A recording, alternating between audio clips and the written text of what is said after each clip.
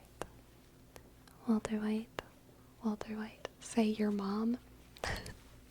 That's pretty good too. That's pretty good. Walter White. Walter White. Walter White. Walter White. Walter White. Walter White. Walter White. Walter White. Walter White. Walter White.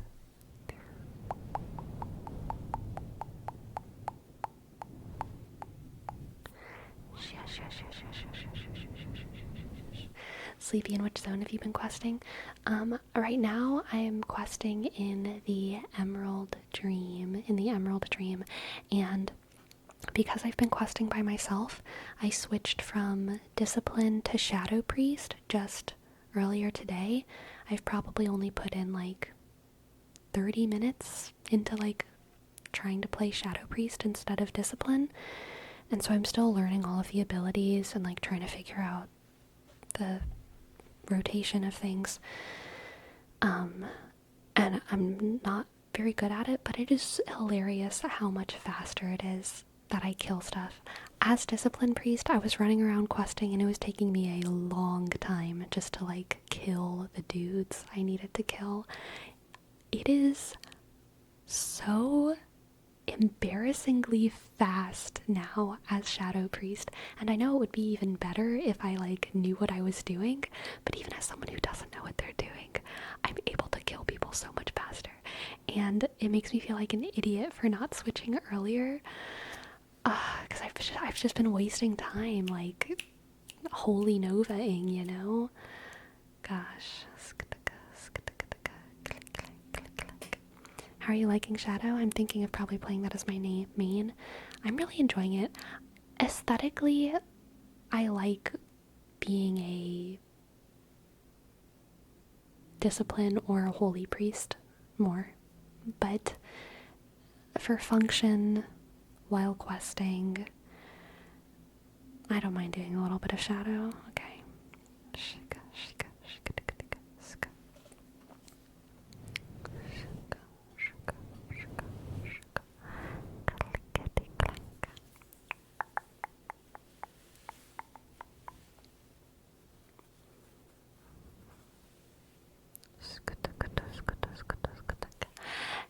Danny, welcome in, Raiders. Hello, Raiders. Welcome in. Welcome in. So glad to see you all. Welcome. We're talking about World of Warcraft right now. World of Warcraft.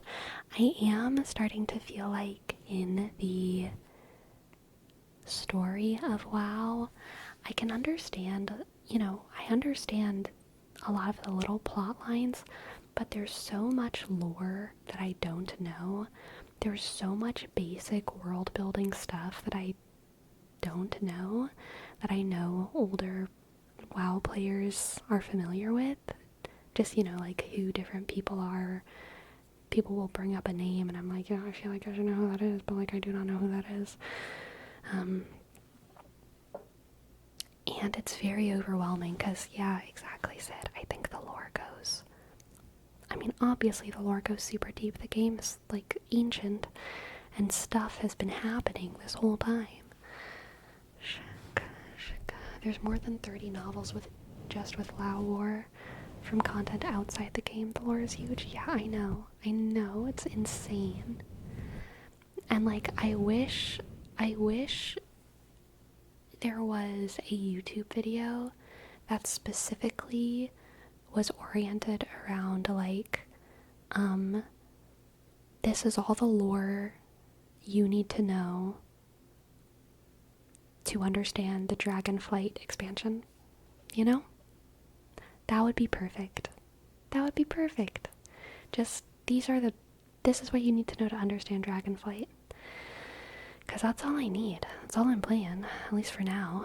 And I feel like it'd be a good way for me to get the background that I need.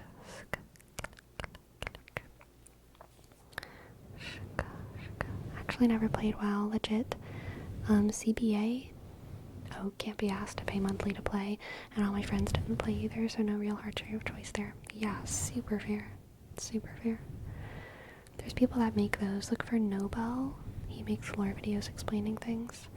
I want one YouTube video that covers everything I need to know for Dragonflight and nothing else, okay? I don't want lore videos in general. It's one video, 20 minutes. Alright, link it in the Discord. Link it in the Discord. Shk. Shk. You need a WoW friend. So I've been playing with Swoozy sometimes, but he's not super big into the lore either, so he knows some more stuff than me, but not that much. You need the Vati for WoW instead of Elden Ring. That's true. I do. Vati Vidya. Very true. I love playing WoW as an ultra-casual, cozy game. I just really like collecting the mounts and pets at my own pace. Yeah, it's super cozy. It's so fun. Basically, there's dragons and evil dragons. I mean, like, so a big part of what I want to know is just, like, the right language. Like, Dragonkin versus Dragonflight. Primalists versus primal incarnates versus primal dragons. Like, I know they're all related. I can kind of tell like what faction people are on, but like I don't really know the exact differentiations between the different words. Ugh. You need to become the WoW friend. Honestly, yes. It's true. It's true. It's true. You did the zones in order. Emerald Dream is the last zone of the expansion. Would I know if I skipped? Meow.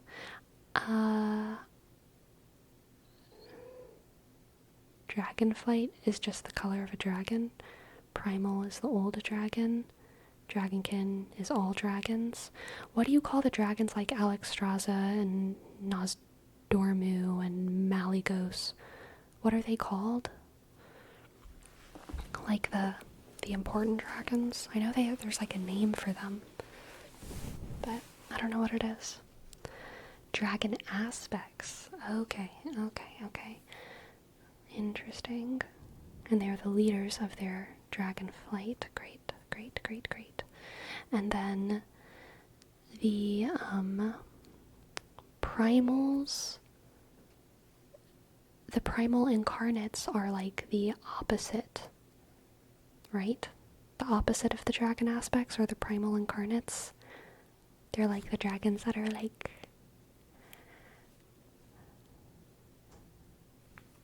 you know? The current dragon aspects killed the king of the primals.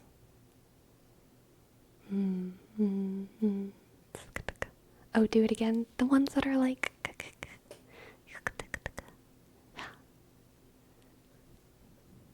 Those ones. The thing is that all dragons were like the primals thousands and thousands of years ago, but then they were given a gift from the Titans. The Titans gift? Yeah. And became aspects. And boom, new dragons. Yeah. Amazing. I know. I do know some things. I did pick up on some things. I hope I did all of the places in order for Rome. I don't know. I'm just running from place to place and doing stuff. I didn't know there was an order. I'm just doing stuff where there's stuff to do. I made it there. Then there's a time travel dragon. Oh, right, Nosdormu versus Murazond. Nosdormu, like, is Murazond? I didn't understand that. I just did that quest where, like, we failed. It was a dungeon. It was a whole dungeon. That was, like, we were trying to make Nosdormu not be Murozond, but I didn't understand, like, why, or, like, what was happening. Like, I didn't understand it at all. He's evil in the future. Wild.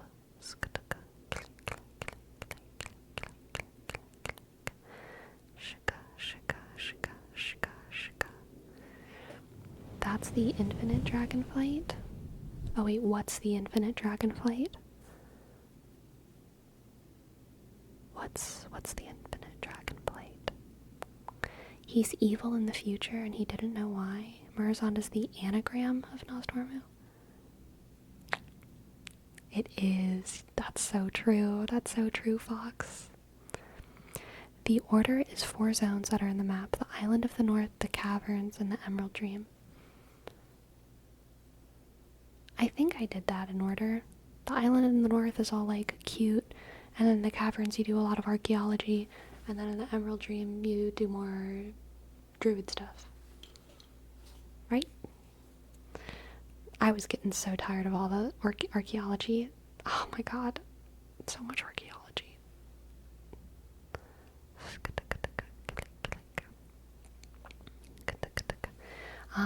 The infinite dragonflight is the evil timeline dragons, the ones that are kind of black and white. Yeah, I don't know where Razagath. What exactly is Razagath? Is Razagath a dragon aspect that, like, went bad? Or is Razagath one of the primal incarnates? I think they're a primal incarnate. They're a stormy primal incarnate. Gotcha. Razagath sounds like a fantasy raspberry. Honestly, yeah. Y'all, I got these, like, fruit pop things. They're very delicious and I enjoy them, but the whole bag came with, like, a lot of flavors. There's, like, a coconut pineapple one and a peach one and a lime raspberry one, and I had tried the raspberry one for the first time today and it was, like, not good. Raspberry is always disappointing for me. Like, it's so mid compared to every other fruit. Do a backflip.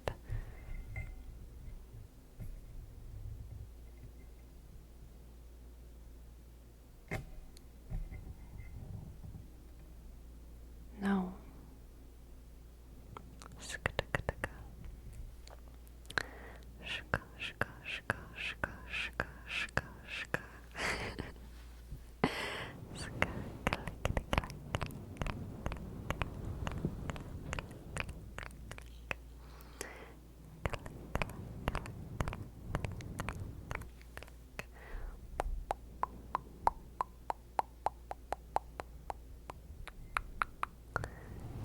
The guy you saw flying the other day with fire all around is the fire primal incarnate. So do they have, like, humanoid forms in the same way that Fricka and Varanoth do? Varanoth? That's the ice person's name, right? Ice primal? Yeah? Okay. I can't remember though. Have I seen them? I feel like I haven't seen them. I don't know. The orc lore goes hard. I don't know. I know nothing about orcs.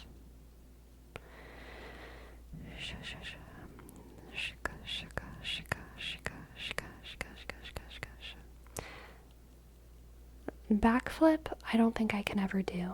I'm gonna be real. But, you know, maybe 1,000 subs, I'll do a shitty cartwheel, okay? Maybe.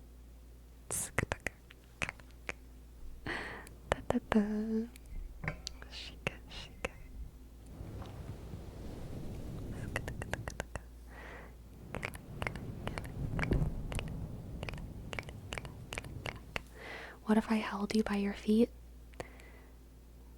No. I don't trust you, Frenic. I'm sorry. I don't know you. I don't trust you with my feet. I'm so sorry.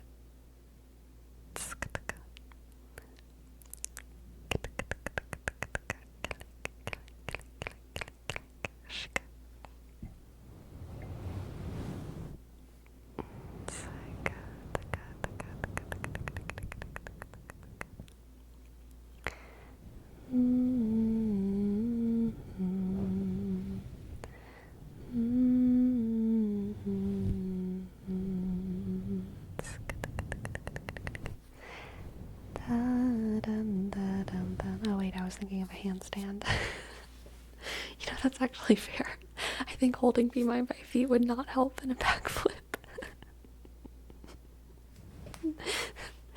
What would that even mean? That would mean you like throwing me by my feet. That would be pretty funny, to be thrown by my feet and do a backflip. Orcs used to be red. Then the plug gave them some cursed Zaza and they turned green. That's wild. Sleepy, are you able to hold yourself in a handstand? No, definitely not. God, no. I used to be able to do a headstand with my like head and my hands in like a triangle on the ground. I can't do that anymore either, though. That was in my college days.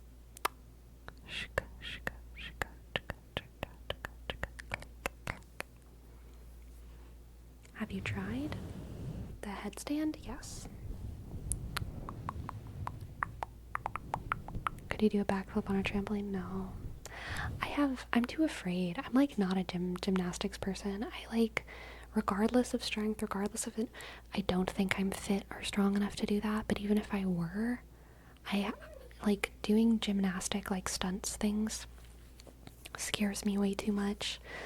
It was a very big struggle for me in like certain like sports that I've done, or certain physical activities that I've done, like my fear response kicks in really strong. And it's not like I'm intellectually afraid, it's like I want to do the thing, but like my body stops me. And it stops me from even really like trying or training on like more interesting stuff. Not gonna lie, it's the same for me. Like, what if I fall on my head? I guess, yeah.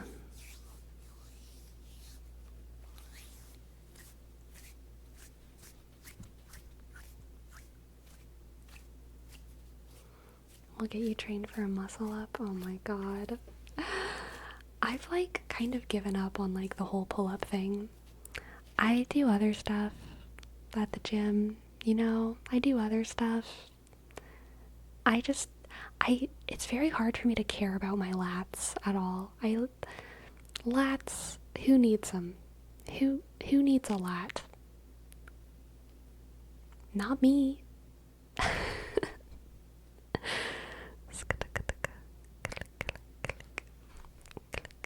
The couple weeks I trained wrestling, I saw dudes doing flippy stuff and I was in awe. One of the ways they train falling in BJJ is to have you fall for like 1 week straight. I know, I've taken falling classes in the theater as well for like stage combat classes. The first week is all just like all the different ways to fall. Falling forwards, falling backwards, falling on either side, falling in a twisty motion, stumbling for a long time and falling, getting shot versus getting stabbed. All of the different ways to fall. And I mean, it was fun, but it is hard for me to like get past that kind of body fear. Did y'all have mats? We have mats, yeah.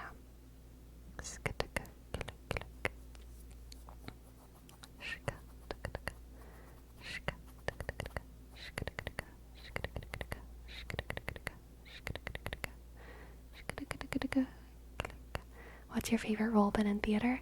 I've been coached, Freddie with an EI, on how to answer this question specifically. What's your favorite role you've ever played? The next one.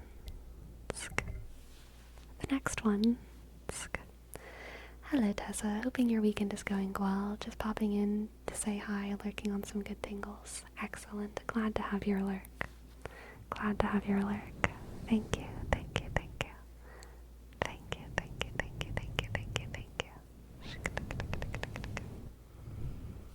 Insufferable answer.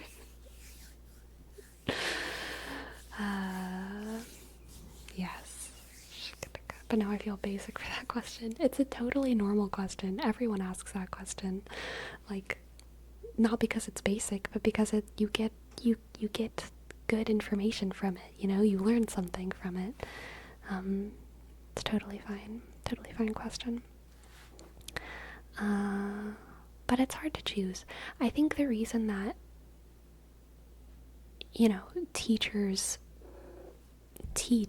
acting teachers will teach you how to answer that question the way that I did, isn't because you have to be careful with your answer.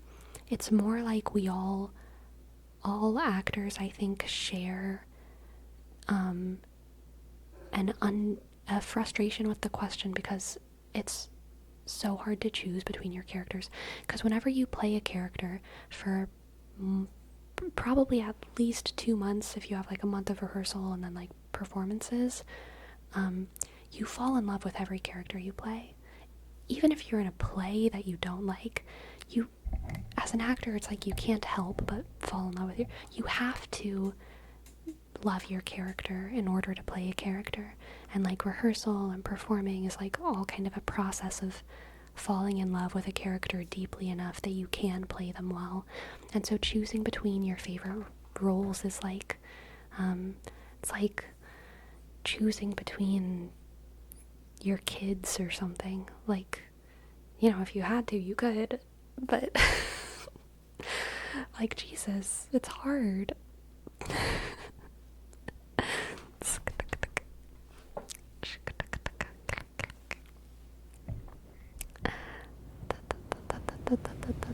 You don't think you can act a character out of spite? God.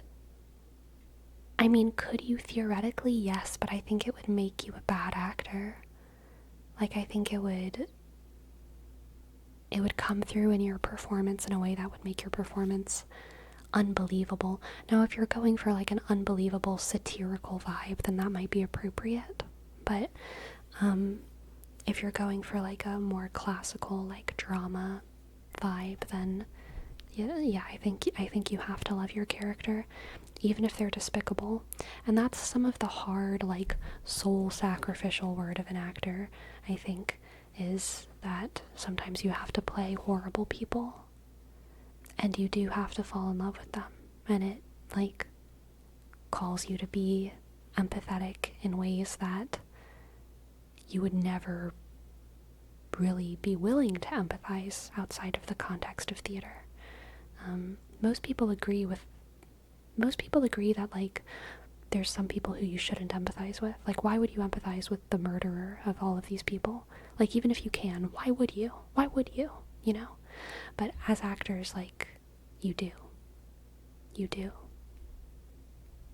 You empathize with the most despicable of the most despicable. If you want to play them well. You ever had to play a villain? A straight up villain, no, but a bad guy, yeah.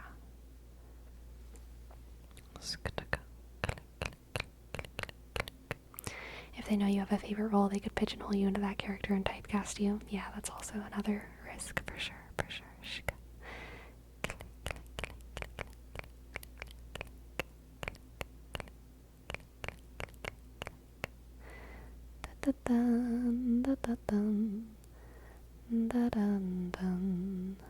Gru? I don't know who Gru is. Does that apply to method actors that play a character that hates themselves? I don't know. From the Minions? Haven't seen it.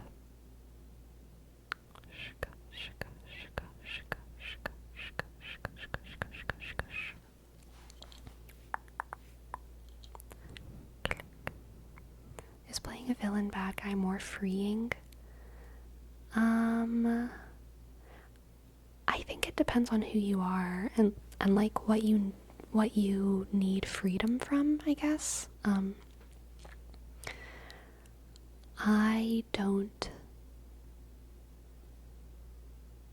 I don't feel super free whenever I play a villain, no. But there are other types of characters that I think make me feel roles that feel freeing. But I think it just kind of depends on who you are.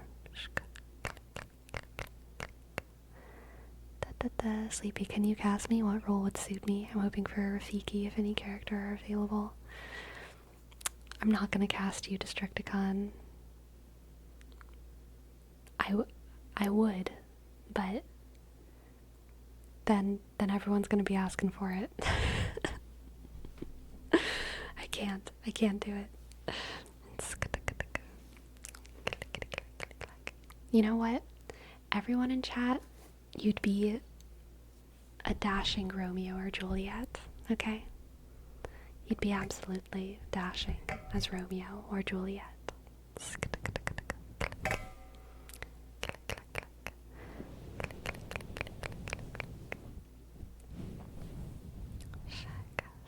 Is it sealed with a kiss?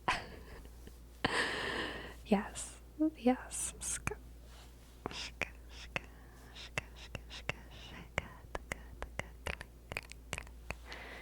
Could be a good Harley Quinn too. That would be interesting. I kind of really didn't like doing Commedia dell'arte work. Commedia dell'arte is very interesting historically. Harley Quinn is based off of a Commedia dell'arte character, Arlecchino. And I've played Arlecchino before.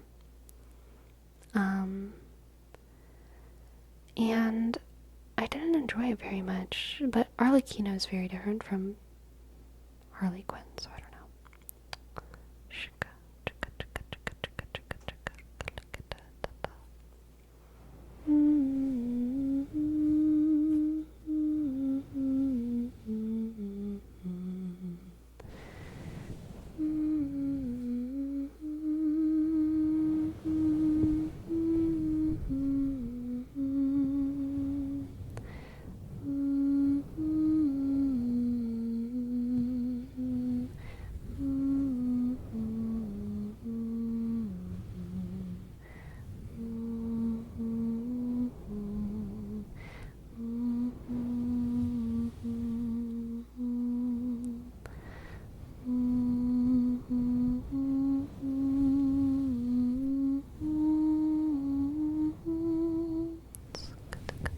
You did Commedia dell'arte too? Nice, Green Ninja. Have you seen The Play That Goes Wrong? No, I haven't seen either of those. I think it's easier for me to remember the characters I liked. We have a word rep for Dolly Joel for, I think, Gentle Tap 13 Wicker Man Pain. The name? Gentle Tap 13 Wicker Man Pain. Gentle Tap 13 Wicker Man Pain. Gentle Tap 13 Wicker Man Pain. Gentle Tap 13 Wicker Name.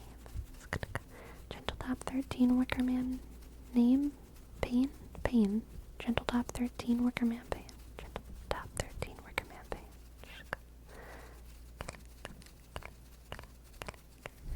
Gentle Tap 13 Wicker Man Pain. Gentle Tap 13 Wicker Man Pain. Gentle Tap 13 Wicker Man Pain. I do not script my videos. No. Gentle Tap 13 Wicker Man Pain. Gentle Tap 13 Wicker Man Pain. Gentle Tap 13 Wicker Man Pain. Gentle Tap 13 Wicker Man Pain. Gentle Tap 13 Wicker Man Pain. Gentle, gentle, gentle. Gentle, gentle, gentle. Gentle, gentle, gentle, gentle, gentle, gentle, gentle.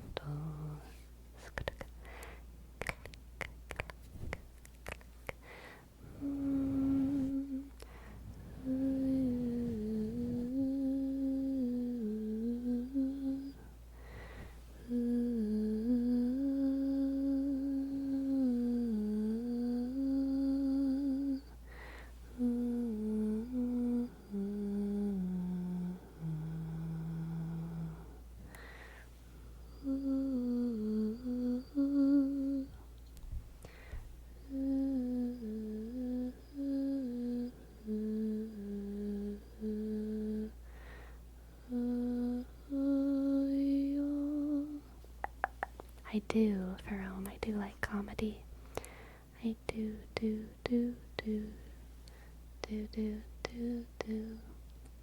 I like comedic theater. more than comedic cinema.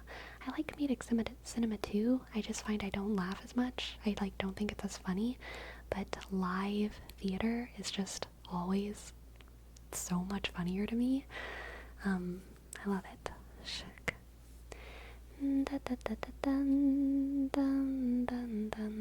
Anyone you would recommend? Any of them? All of them? Live theater is funny. If it's a comedy, live theater is funny. By the way, now that Stormlight is coming to an end, you're gonna reread the whole series. Arc 1 is coming to an end, right? It's not actually coming to an end. There's gonna be 10 books total, from what I remember. But Arc 1 is coming to an end. I have no idea what my plan is, Destructicon. I have no idea, but I do need to have a plan, don't I? If I don't have a plan,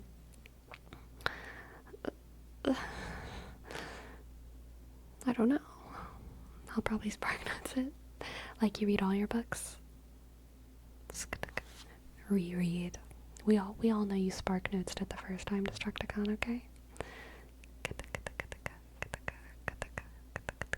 Reread the spark notes. Maybe the first time you did cliff notes, this time you'll do spark notes, huh?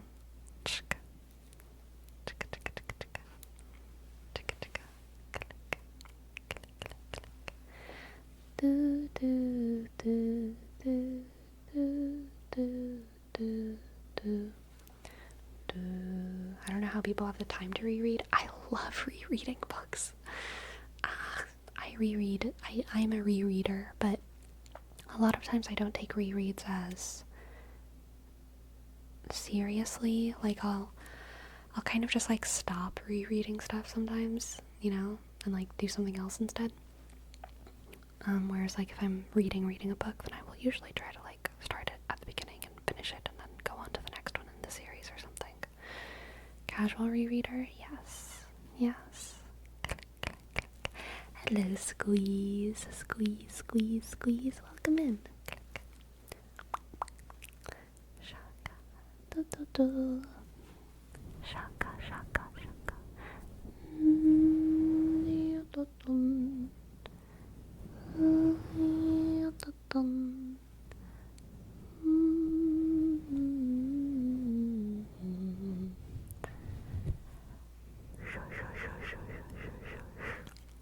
How do you know with knowing what's going to happen? I don't care. Are you focused on the details that you might have missed? I don't even do that. I just read for the enjoyment of it. The enjoyment of watching the story that I love unravel in front of me, okay?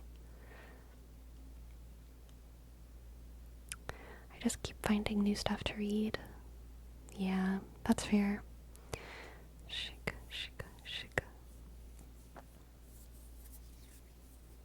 Honestly, rereading is just for fun. Initial reading is also just for fun. Or it should be, in my opinion, if it's like a fantasy book or something, you know. If you're not having fun, what are you doing?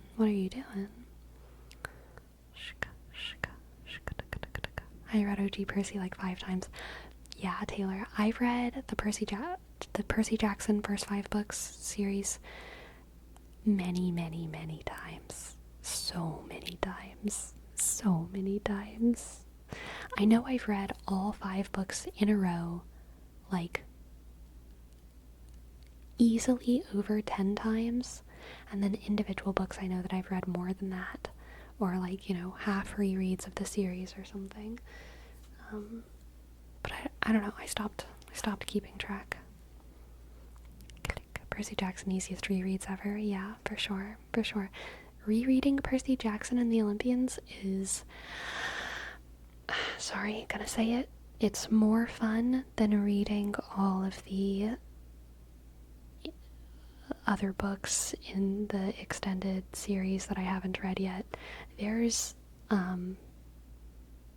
Gods of Olympus books I never finished.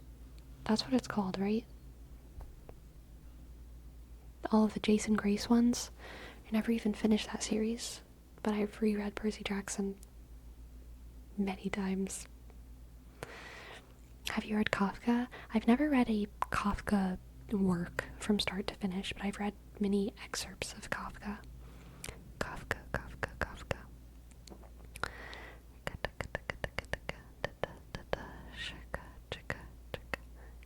Definitely Hungry Caterpillar is easier. I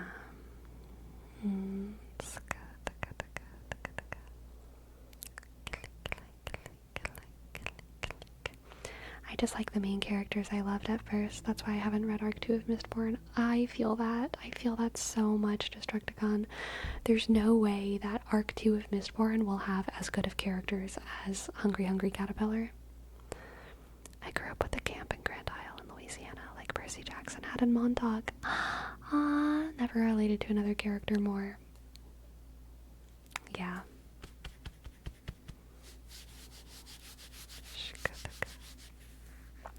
Would your Sarah J books be up for a reread after you finish them? Probably not Throne of Glass. I mean, maybe Throne of Glass, but definitely A Court of Thorns and Roses. Oh, gosh, definitely A Court of Thorns and Roses. I really liked A Court of Thorns and Roses. It gets my heart just dancing, thinking about it. You gonna skip the Tamlin sections and go straight to the Rhysand? Look, I am not beyond some Tamlin moments, alright? Tamlin has his moments, okay?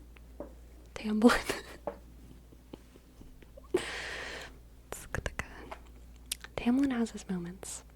I feel like you've kind of loved that book with how much you mentioned it. How high would you put it in your faves tier list? I don't know. I don't want to do math right now with my favorite books. I can't do it. But it's definitely up there. I like it. I like it a lot.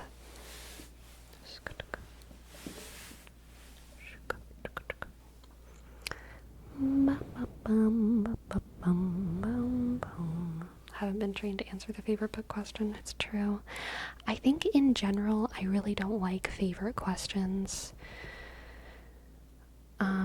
Because it's never a simple answer. And anytime it is a simple answer, it's not because it's true, it's just because it's a decision that I made on how to answer the question, rather than it being true for almost every favorite question. What's your favorite question? I don't know. The next question. So true, Taylor. Yeah, just trying to think of a favorite of anything right now, and I kind of find it kind of hard. Yeah. Favorite ice cream? The next one. Click, click. The cone is always the best part. The waffle cone? Oh my gosh. I love a good waffle cone.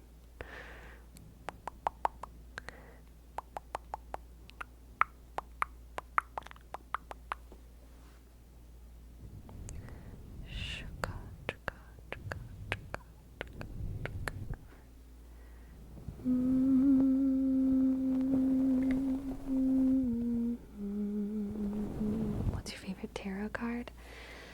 Oh god, I don't want to insult all the other tarot cards. I have a lot of favorites. I feel a particular affinity with the Hermit, the Star,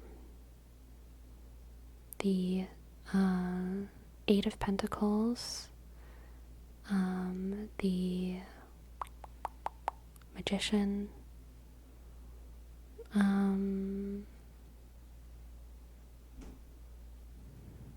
those are the ones that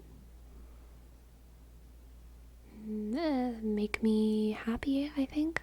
But I mean, there's a lot of ones that I like.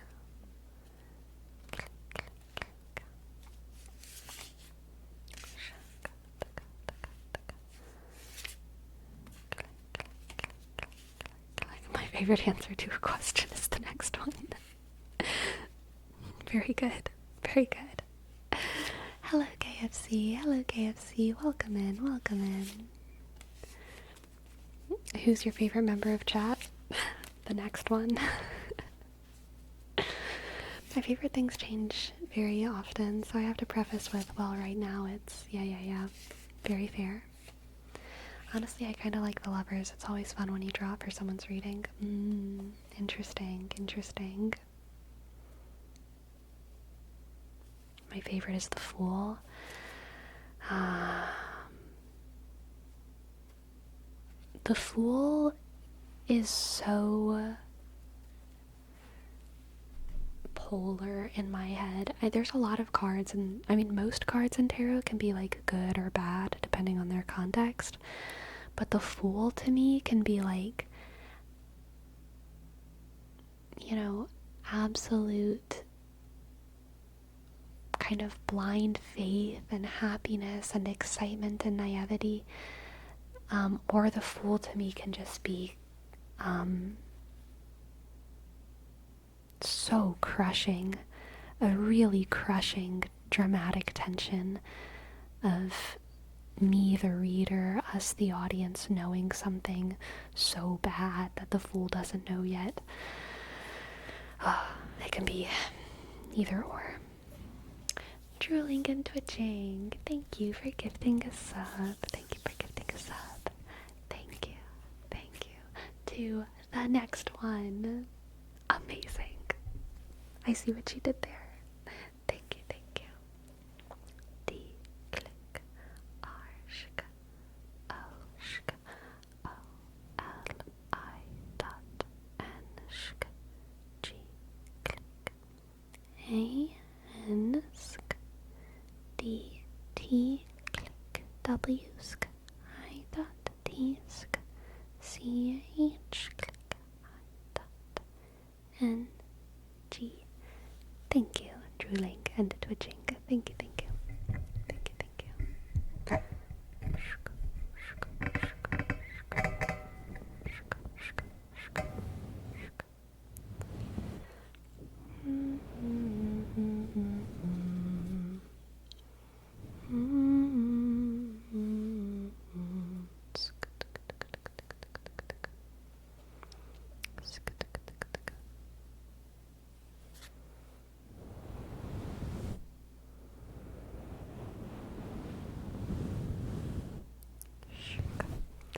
We have a name trace for Dali Jol.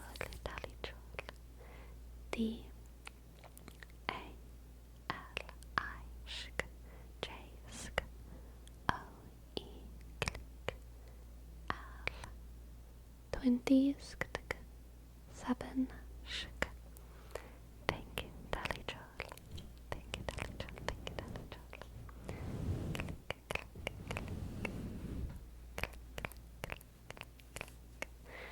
Shka, shka, shka, shka, shka, shka.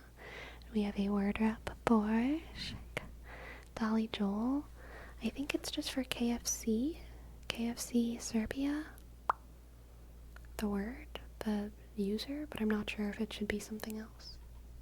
I'd reckon that would happen. KFC Serbia? Okay, cool. Thank you, Dolly Joel. KFC Serbia. KFC Serbia. And Thor Vlad the Fourth. Thank you very much. I'm glad. Glad to have you here. KFC Serbia. KFC Serbia. KFC Serbia. KFC Serbia. KFC Serbia. KFC Serbia. KFC Serbia. KFC Serbia. KFC Serbia. KFC Serbia. Sleepy, are you secretly playing WoW while streaming? No, I'm literally not. Oh my god. KFC Serbia, KFC Serbia, KFC Serbia, KFC Serbia, KFC Serbia, Shk. KFC Serbia, KFC Serbia, KFC Serbia, KFC Serbia, KFC Serbia, KFC Serbia, KFC Serbia, KFC Serbia. Alright, my friends, it is time for me to go on a little break. So I'm gonna go do that, and I will be back in 5 minutes. 5 minutes. 5 minutes. For more tingles, okay? Shh. I'll be back soon. Be back soon.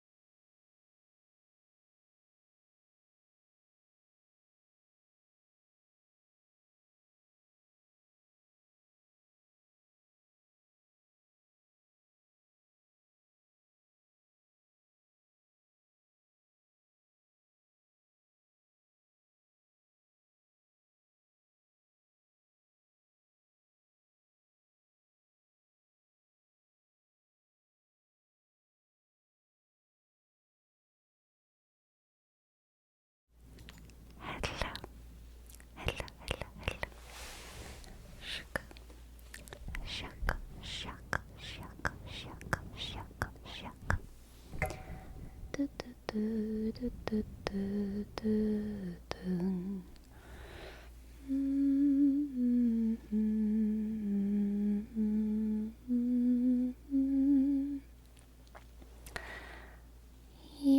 So today I got a spam email. Not a spam email, but like a fake, like, oh, what are they called? Scam. I got a scam email.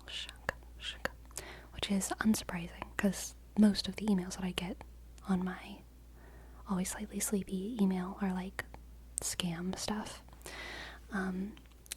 But the person was talking about, the scammer was trying to talk to me about AI cameras and how my business could greatly benefit from me using them. It was obviously a scam, so I didn't think too much about that, but I was just thinking about AI cameras in general, because I think someone had talked to me a couple days ago, or weeks ago, about AI cameras and how they're generating, how AI cameras can generate frames in between frames or something. I think they were talking about, I think it was AI cameras, and it sounded so absurd to me, because I was like, we don't need more frames. Like, we don't need more frames, right? Like, we have enough frames, right? But I don't know. I was just thinking about it a lot today, because I don't know anything about it, and I was wondering if any of y'all knew anything about it. That's been done before. That's what motion smoothing on TV does. Interesting. You can do that with a regular camera. Yeah. Apparently AI cameras is just something that comes up in newer cameras to optimize frames. To optimize frames. What does that even mean? What needs to be optimized here? For stitching. We have a word wrap for stitching. I'm still thinking about Trash Chan. Trash Chan is the only AI I trust, okay? Stitching.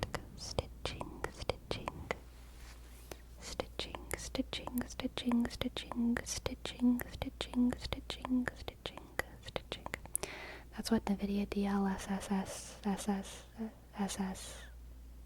NVIDIA DLSS is. Gotcha. I still don't know what it means, but I gotcha. Stitching.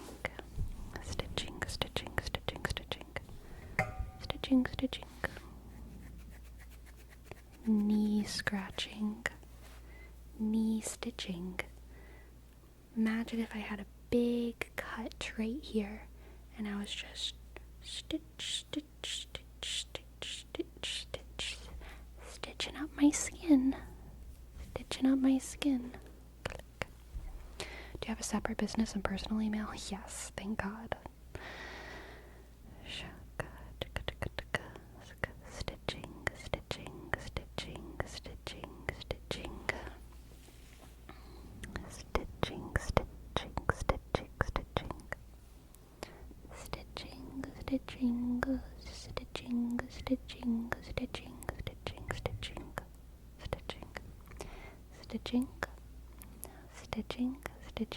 Stitching.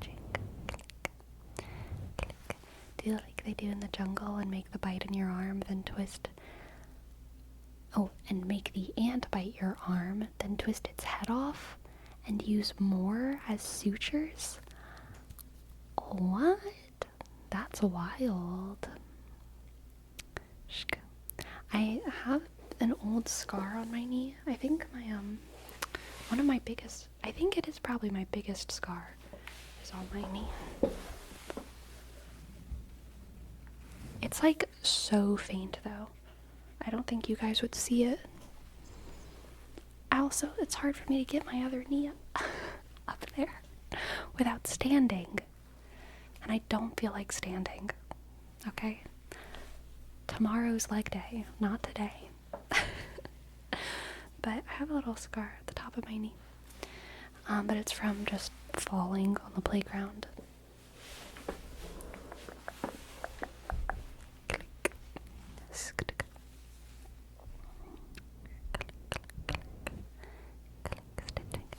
Major McBussy, thank you. Thank you, thank you, thank you, thank you. Thank you for your sub. Thank you for your sub. Thank you for your 5 months of being a sub. Thank you, thank you, thank you, thank you, thank you. M, click, A, sk, J, click, O, R, M, sk, C, B, click, click, U, shk, S, shk, S, shk, Y, 0, 1. Thank you. Thank you, thank you. Shk.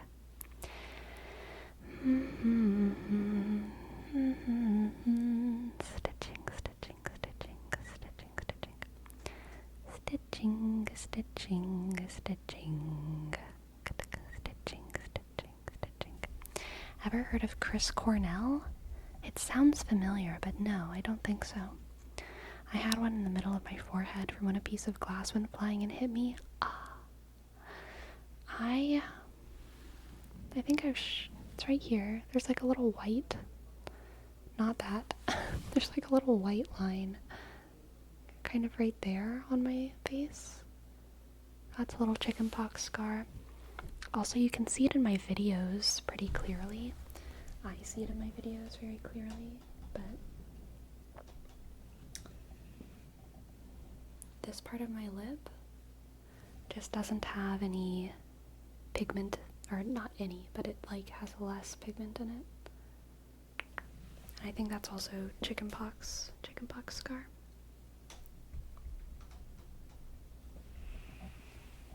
Chickenpox. Those are the only ones on my face. The rest of my body is full of them. I have a half ring-shaped scar on my right middle finger. Dang. It's because of that? I always thought it was because of you biting your lips too often. No, definitely not. I don't bite that part of my lip. That'd be weird.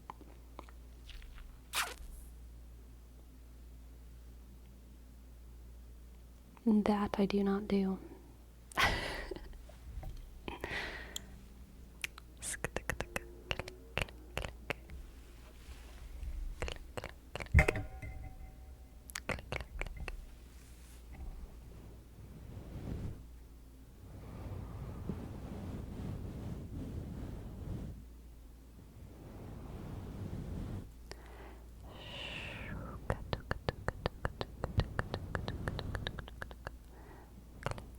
Opinions on pirates?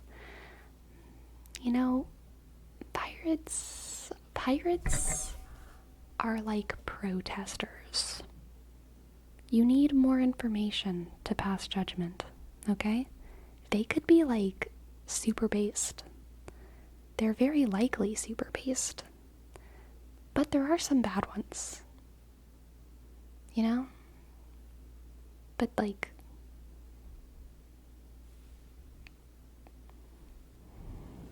pirates versus ninjas?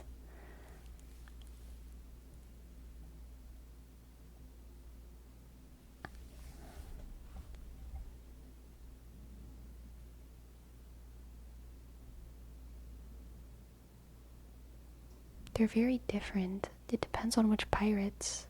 Ninjas are so specially trained, you know? Pirates are just like not necessarily specifically trained, but there's probably more of them.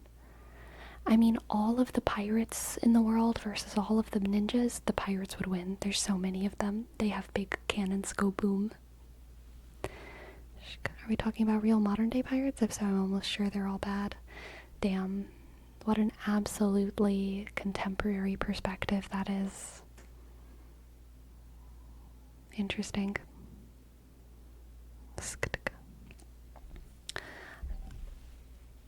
Most pirates throughout history have been based, okay?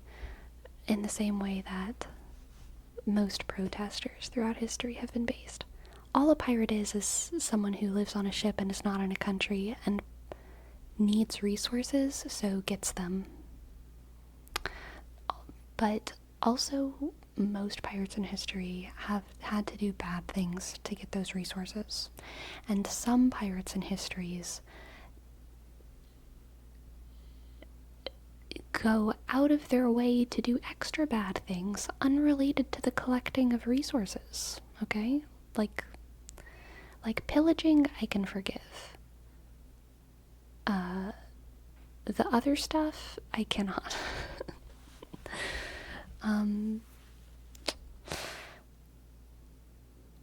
You know, they sing sea shanties. It's true. It's true.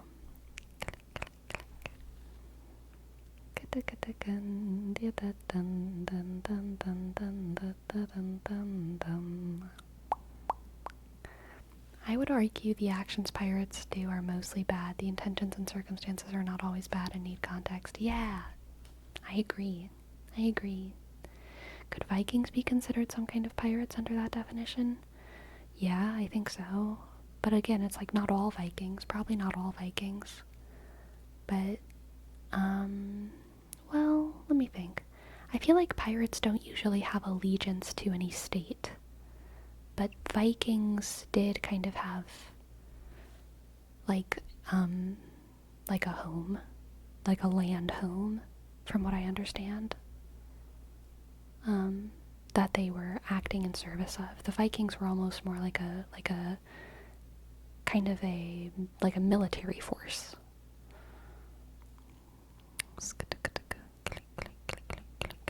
Whereas pirates were like not a military force. Privateers were sponsored by states, that's true. Kind of like a mercenary situation. Still different from the Vikings though. Corsairs are pirates under a nation. I never knew that word before. Corsairs. I love that. Why haven't I heard that word before? I need that class to be included in like video games. The Corsairs, of course. Are you a pirate or a corsair? You know, it's like are you a holy priest or a shadow priest? Are you a corsair or are you a pirate? Are you a paladin or a saboteur? Are you a corsair or a pirate? Yes, please.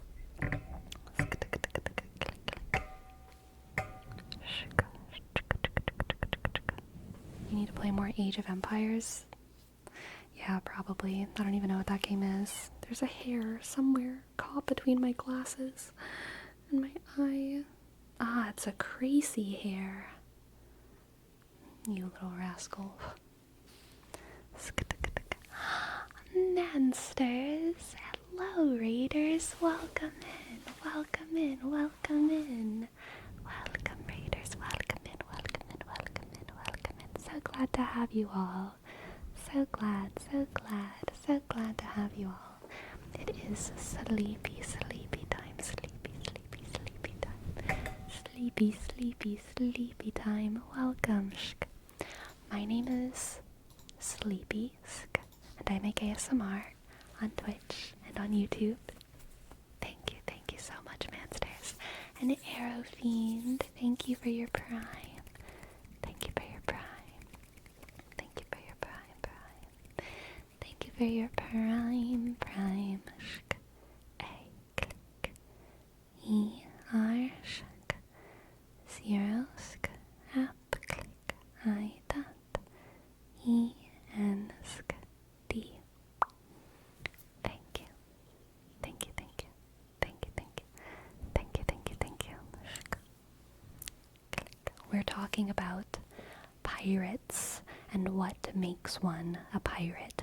We talked about corsairs, which are apparently, I didn't know this, pirates that are sponsored by a state. And we talked about distinguishing Vikings from pirates because Vikings had a home to return to and were usually, explicitly fighting in the name of their home, village, state, whatever. So even if they shared some of the similar sailing, nautical habits and a little bit of the pillaging practices of what we call pirates, I feel like they weren't exactly pirates because they were part of a state, but I feel like pirates are usually criminals or outlaws or outcasts for some reason, deviants for some reason, who couldn't remain in their country of origin.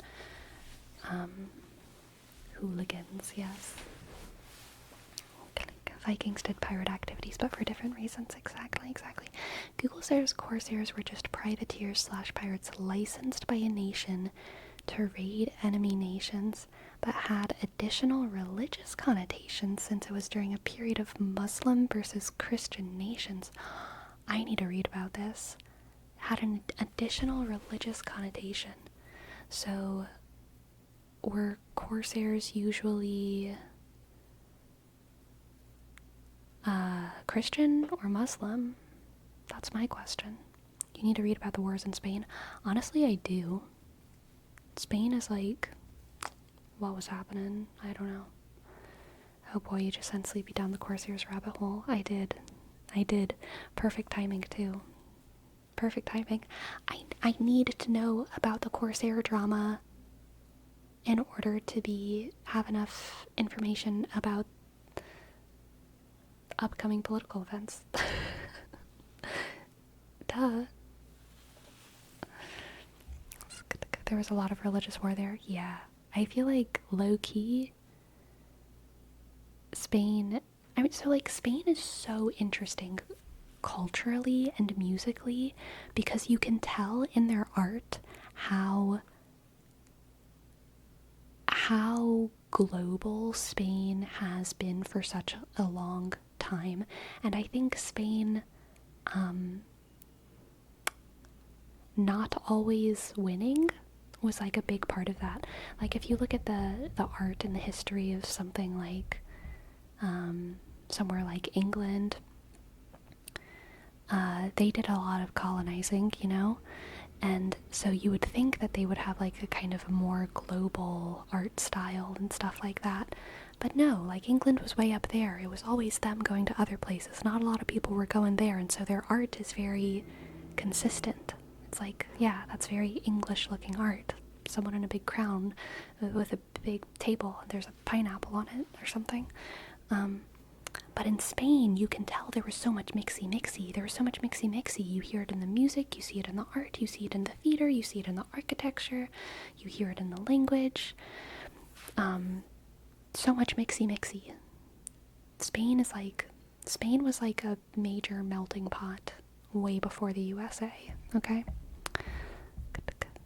This is a good quote. On the Christian side, the Knights of St. John, based in Malta, harassed Muslim commercial shipping. In the 16th and 17th centuries, the privateers were named knights. That's so sad.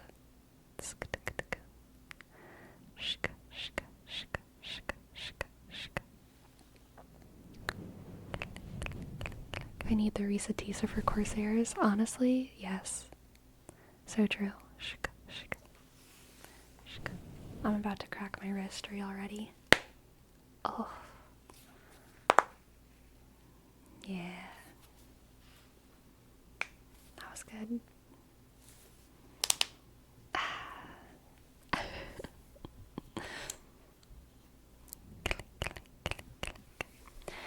I don't know anything about Lithuanian art, baboon error. I'm so sorry.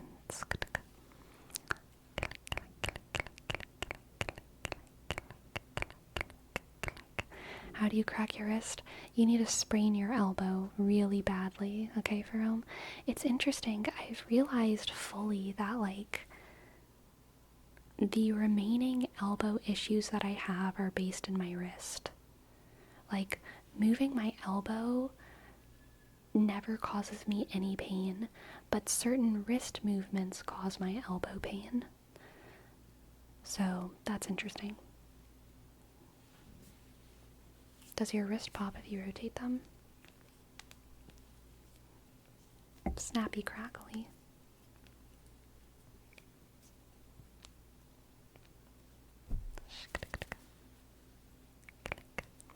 Ah, Grievous, welcome to the chat. I'm glad you like the videos.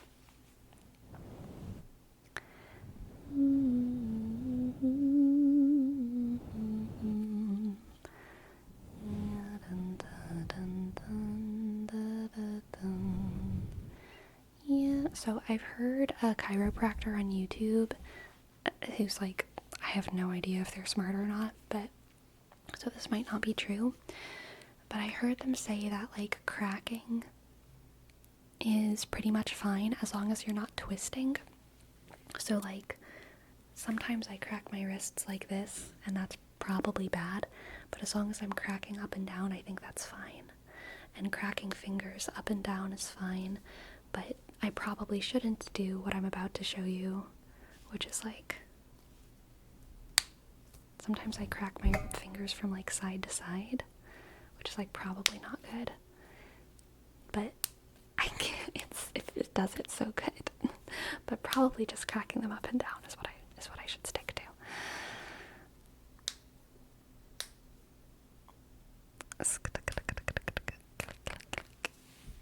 I do the side-to-side fingers too. It's worse on my pinkies. Like, my pinkies are so small. I feel so guilty.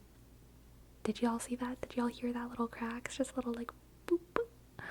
And then it cracks. And they're so small. I feel like I'm hurting them. But my big fingers I don't care about as much because they're so big and strong. I have big fingers. Like, I come from a family of, like, big-handed people. The original chill. Thank you very much. I would love to give you a reading.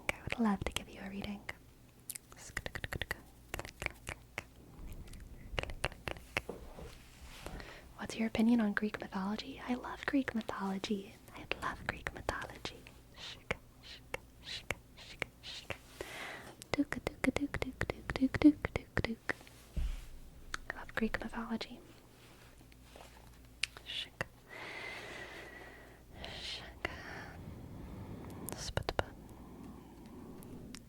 Surprised with a name like Mars, you'd ask about Greek mythology, though, rather than Roman. I'm doing homework for Greek mythology. Nice. Alright, let's see what the cards have for the original chill. Oh my god, I just realized that was a $60 tip. I thought it was $6. I thought it was $6. Oh my god, the original chill. Thank you so much. Thank you so much. Thank you. Thank you. Thank you.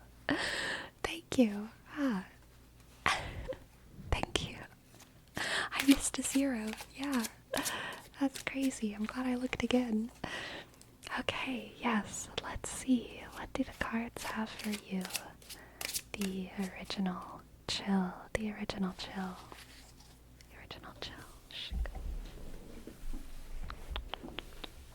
We have, first 3 cards are the Queen of Cups, the 9 of Pentacles, beautiful start, and the Queen of Wands. Wow, super beautiful start, super feminine, and like a very strong feminine energy.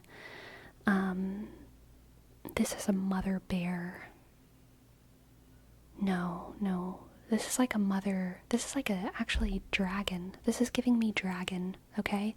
This is giving me Godzilla with her eggs kind of energy, okay? This is giving me Alexstrasza, alright? This is giving me Alexstrasza from World of Warcraft.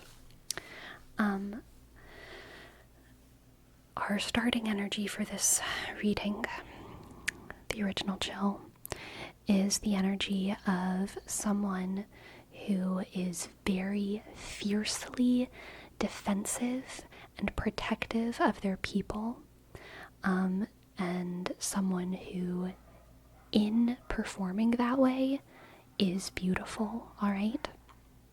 Sorry for the dogs. They're not mine.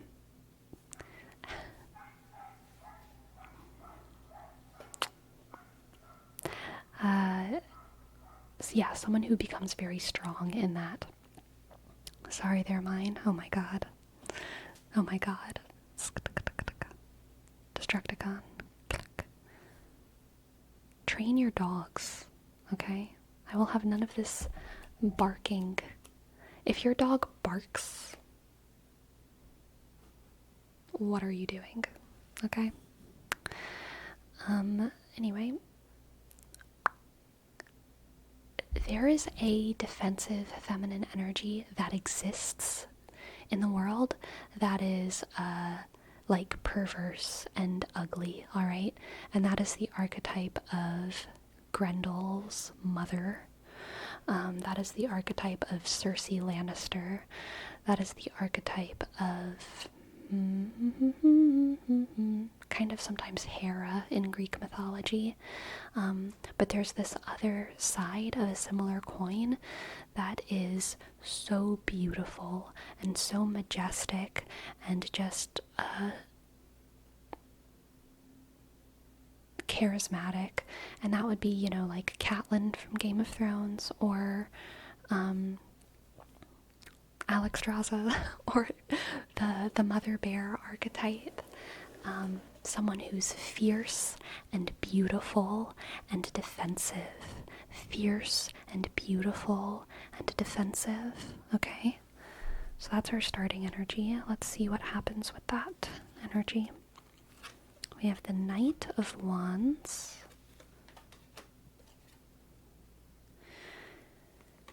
The Four of Cups. Stillness meeting movement, and the Five of Wands, and some chaos.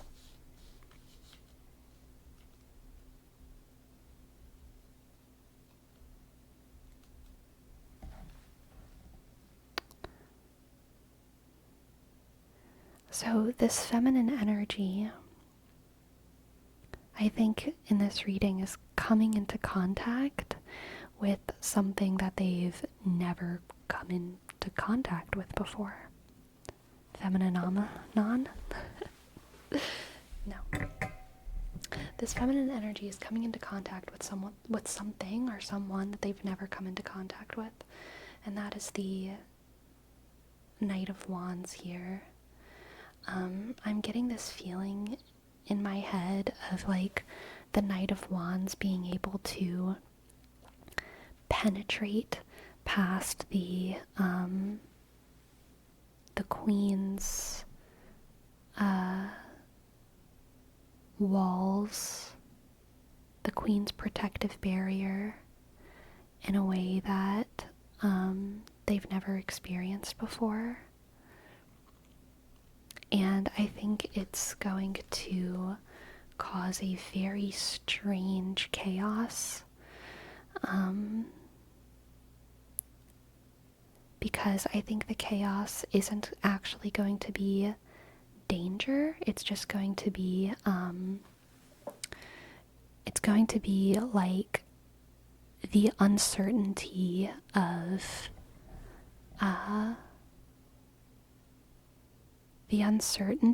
an unfamiliar but stable situation.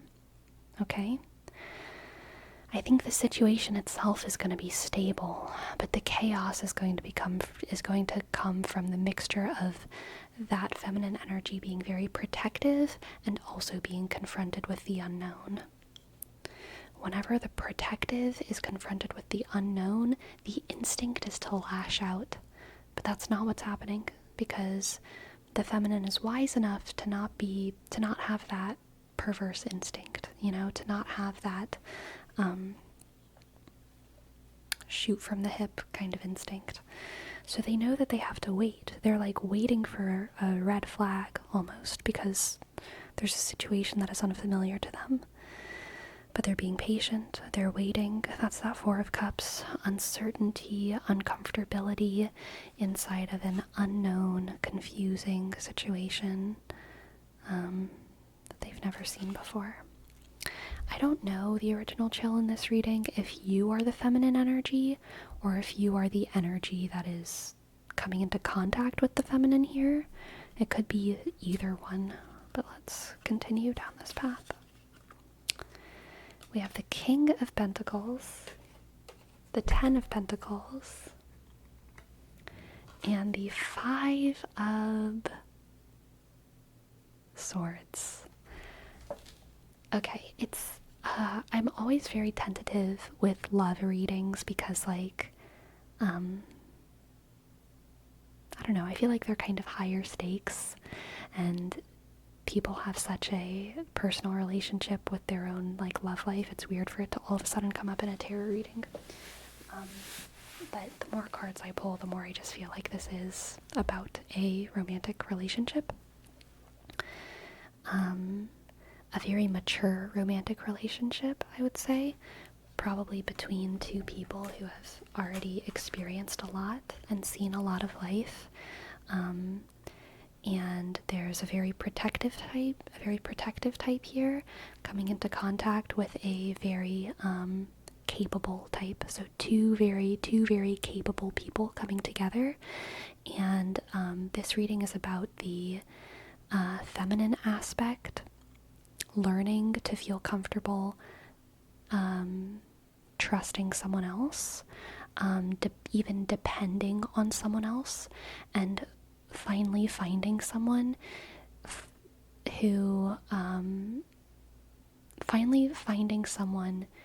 who let me think of my sentence structure. The feminine aspect of this relationship is finally going to find someone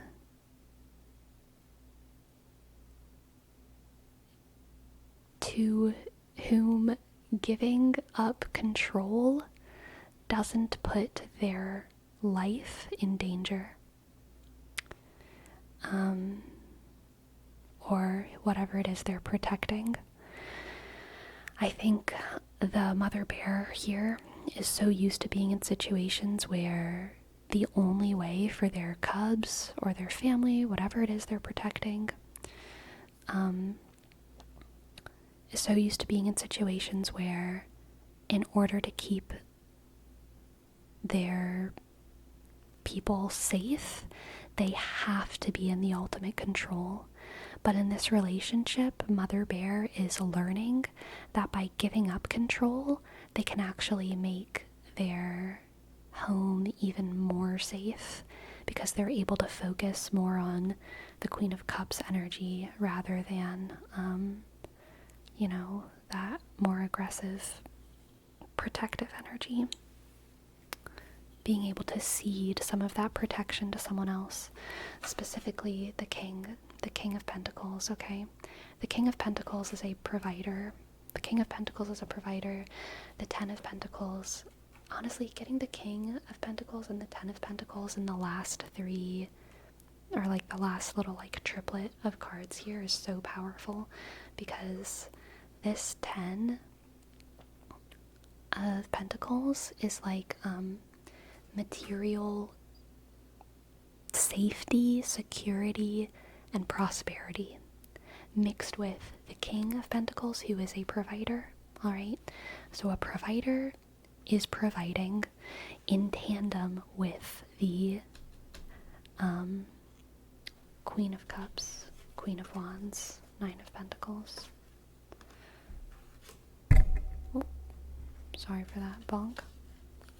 So the two character profiles, these are kind of the two characters here.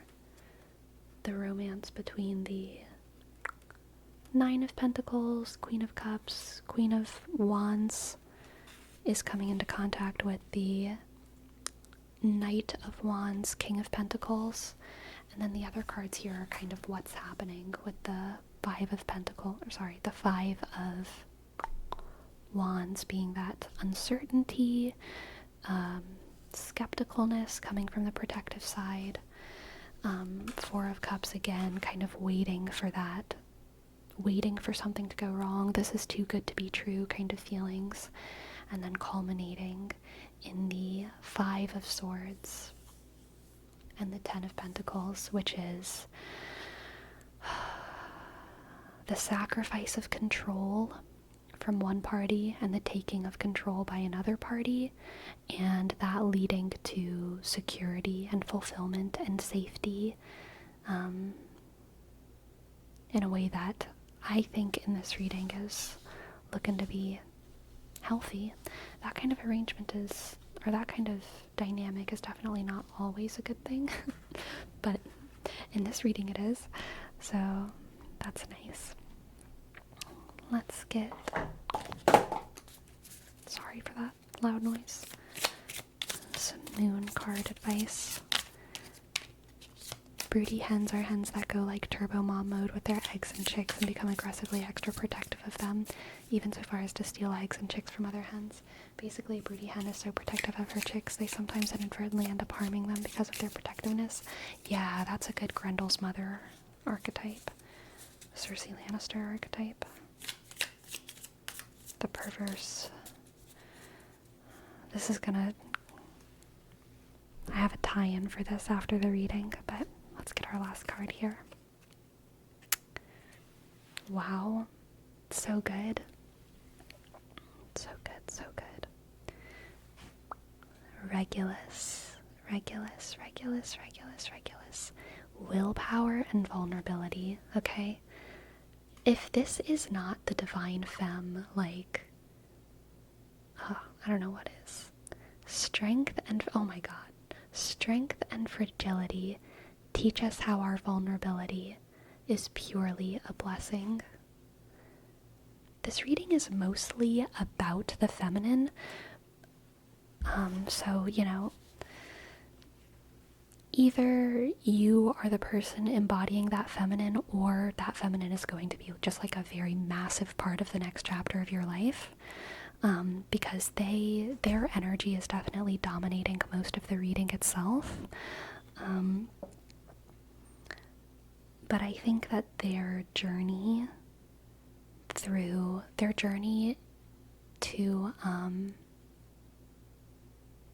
indulge in their fragility through the partnership with a masculine energy is going to be very, very fulfilling for them, and fulfilling for the masculine as well to witness, because with the Queen of Cups and the Queen of Wands, it's not like they don't know that fragile energy. It's not like they're not familiar with it. They are already in many ways like their highest evolution of self.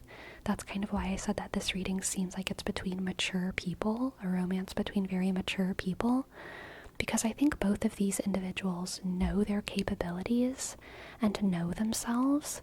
It's just that they haven't gotten the opportunity to exercise their full freedom of self until they found each other. Okay?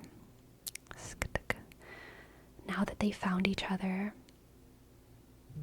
the masculine can exercise that nurturing element, and the feminine can exercise the fragility. It's very beautiful. Very beautiful. Oh, that was a fun one. That was a fun one, the original Jill. Thank you for letting me read for you. I hope that it resonated. I hope that you enjoyed it. Thank you, thank you, thank you, thank you. Is the feminine aspect untrusting by default? No. Definitely not. Nor is the masculine. No.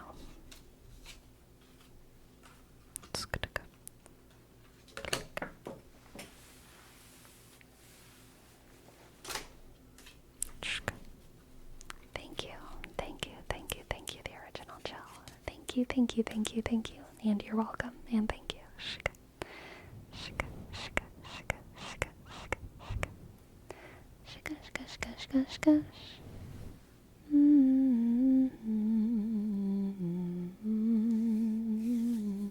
You think they have a default state?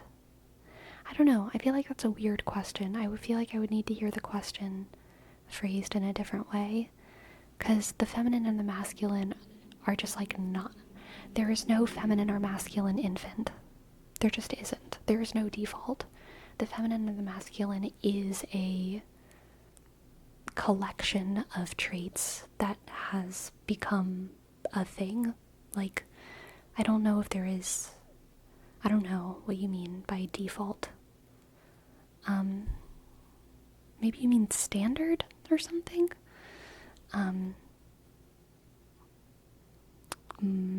I don't know. Do you think they have any standard state? I think there's a couple different classic feminine archetypes. So there's like a couple different classic divine femme states, and there's a couple different classic divine masc states. There's like, you know, there's the mother, the queen, the hag, the virgin. Like, there's a couple different archetypes. And then, yeah, similar with the masculine. And then there's archetypes that are genderless. I would say the Joker is a genderless archetype. The Death is probably a genderless archetype. But then, yeah, with the masculine archetypes, it's more like the king, the father, the warrior. Teacher is also genderless. The teacher archetype can go either way.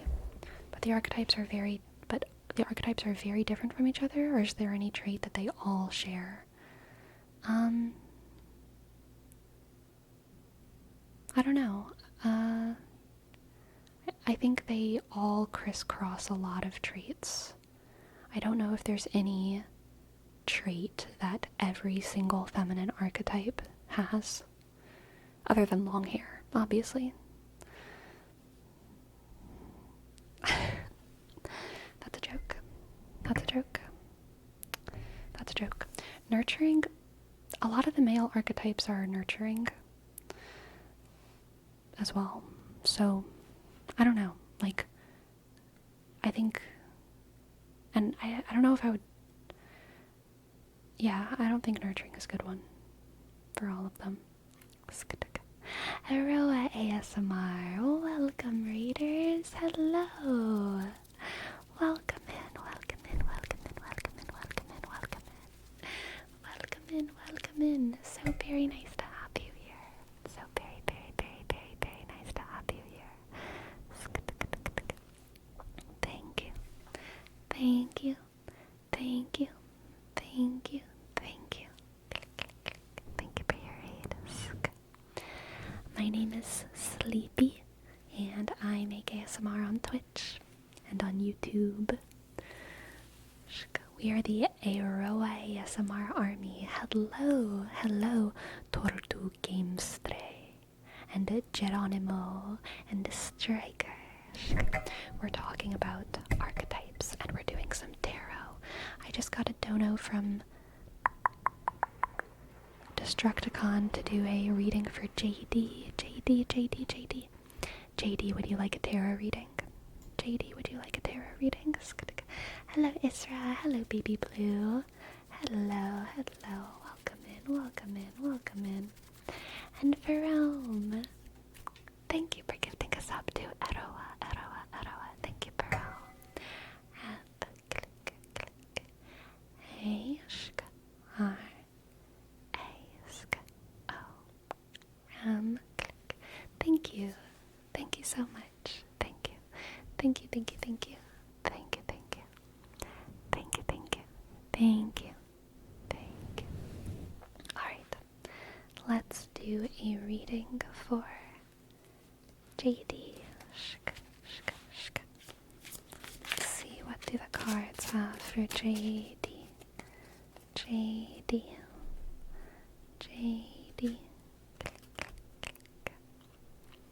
We have the Four of Swords, the King of Cups, the King of Cups. The King of Cups is the nurturing male archetype, as per our brief discussion earlier. And the Three of Wands. The Three of Wands. Calling me gusta el ASMR en inglés. Me gusta el ASMR en español. Sometimes. Como se dice? Sometimes. A veces.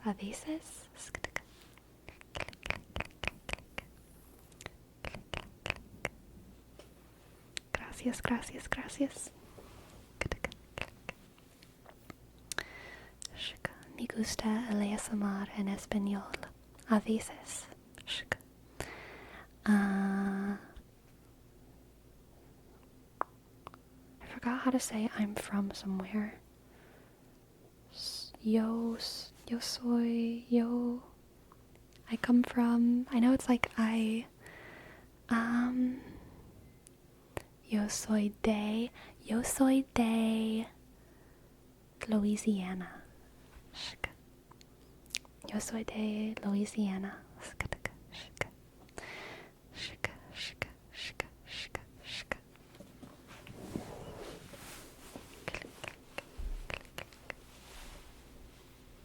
Hit him with the weekdays? Okay, we got the weekdays. Lunes, martes, miércoles, jueves, viernes, sábado y domingo.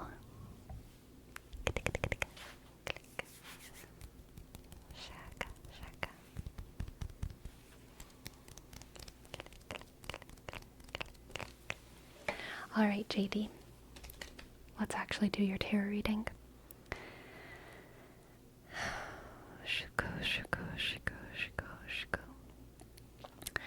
JD, this is you taking a break to let someone else take care of you for a hot second. Alright? This might even be you going to someone for advice. Taking a break and going to someone for advice. Someone who you look up to. Someone who you see as a role model specifically. I don't know if you have any role models in, talking distance to you. I just took a break. Heck yeah. But yeah, I feel like this is a very good time for you to take a break and receive wisdom from someone who you look up to, a role model, from someone who can give you specific advice that you can implement into your daily life. Not kind of nothing advice, like just try to think positively, but like real advice. Try doing this during your day. Try doing this. Try doing these things. Getting advice from someone who you look up to. We also have the Seven of Swords. Which I think means, hilariously enough, JD.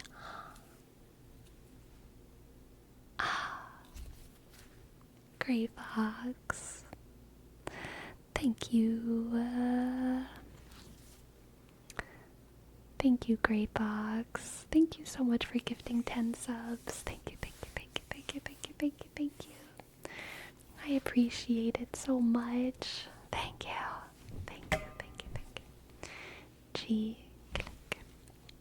R, sk. E, Y, click. F, sk.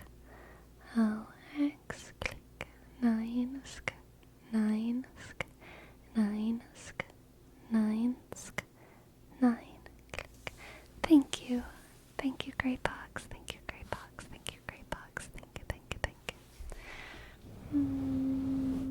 Yay.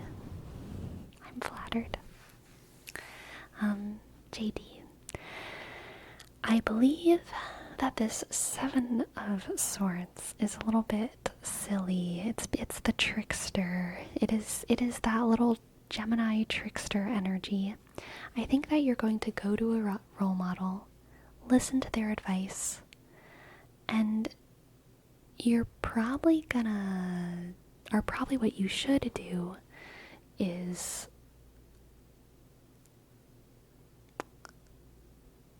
make that advice your own, okay? You are no sheep, JD. You are no sheep. You don't just do what big smart man tells you to do.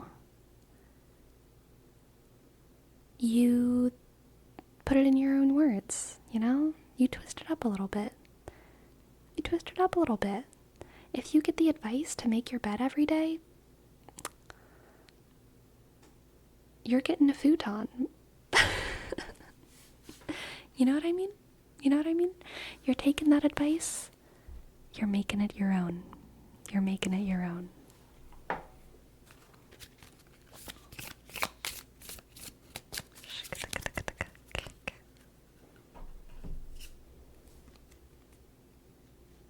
Ah, excellent. Anatra, anatra, anatra. Victory and conquest. Contain your temper if fulfillment is what you seek. Integrating yourself will be your best asset. You must integrate yourself into every piece of wisdom that you receive, alright? I'll sleep on the floor. No. If you were rejecting authority, if you were purely not taking advice, you would be messing up your sheets and not making your bed, right? But you are listening to the advice. You are taking it in, but making it applicable to your life, okay? You do see this person as a role model, but you also recognize that they're very different from you, JD. And so you have to take their advice with kind of a grain of skepticism to say, well, how do I apply this to me and my needs, you know? How do I apply this to me and my needs? Contain your temper if fulfillment is what you seek. Integrating yourself will be your best asset. Integrate yourself into every piece of advice you receive, JD. Seek advice, but not as a sheep, as a shepherd of your own life. Thank you. Thank you for letting me read for you, JD. And thank you, Destructicon, for sponsoring JD's reading. Thank you, thank you, thank you, thank you. Gracias, gracias, gracias. Gracias. Yesterday? My yesterdays are all boxed up, neatly put away. But every now and then you come to mind, 'cause you were always waiting to be picked to play the game. But when your name was called, you found a place to hide. When you knew that I was always on your side.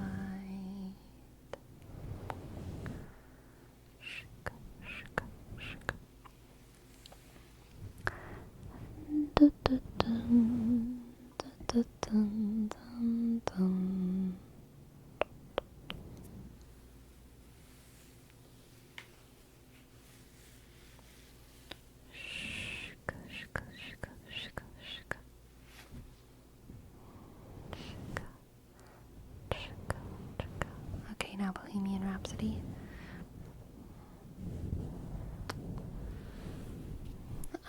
Bohemian Rhapsody.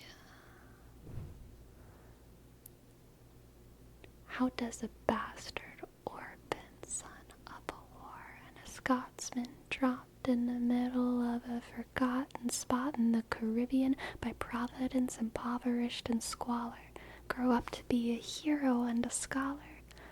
The $10 founding father without a father got a lot farther by working a lot harder by being a self-starter. By 14, they placed him in charge of a trading charter. And every day while slaves were being slaughtered and carted away across the waves, he struggled and kept his guard up. Inside he was longing for something to be a part of. My brother was ready to beg, steal, borrow, and barter. Then a hurricane came and devastation reigned. Our man saw his future dripping down the drain. Put a pencil to his temple, connected it to his brain. Then he wrote his first refrain, a testament to his pain. When he was 10, his father split, bulleted, debt-ridden. 10 years later, see Alex and his mother bedridden, half dead, sitting in their own sick, the scent thick, and Alex got better, but his mother went quick. Moved in with the cousin committed suicide, left him with nothing but ruin, pride, something new inside, a voice saying, Alex, you gotta fend for yourself. He started retreat eating and reading every treatise on the shelf. There would have been nothing left to do for someone less astute. He would have been dead or destitute without have sent a restitution. Started working, clerking for his late mother's landlord, trading sugar cane and rum and all the things he can't afford, scamming for every book he could get his hands on, planning for him future. See him now as he stands on the bow of a ship headed for a new land. In New York you can be a new man. In New York you can be a new man. In New York you can be a new man. In New York you can be a new man. In New York, just you wait. Alexander Hamilton, we are waiting in the wings for you. Shka, shka. You can never back down. You never learn to take your time. Oh, Alexander Hamilton. When America sings for you, will they know what you overcame? Will they know you rewrote the game? The world will never be the same. Alexander.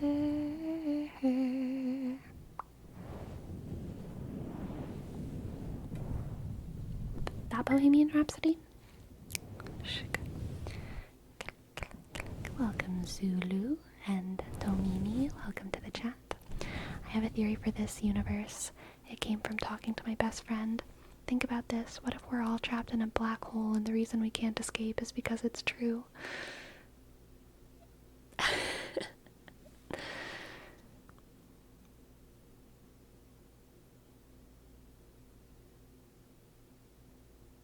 I mean, that tracks. That is logical. That is logical. That is logical.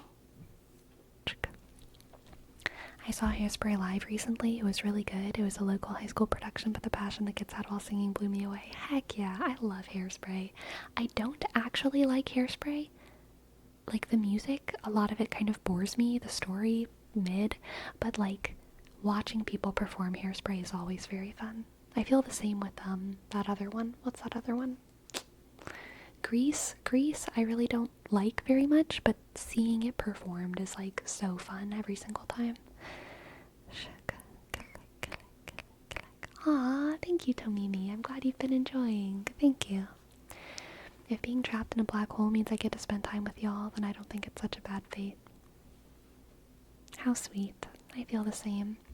If we were trapped in a black hole, wouldn't time just not be moving at the same rate? Unless we're being sucked in, but we experience time at our own rate in terms of perspective.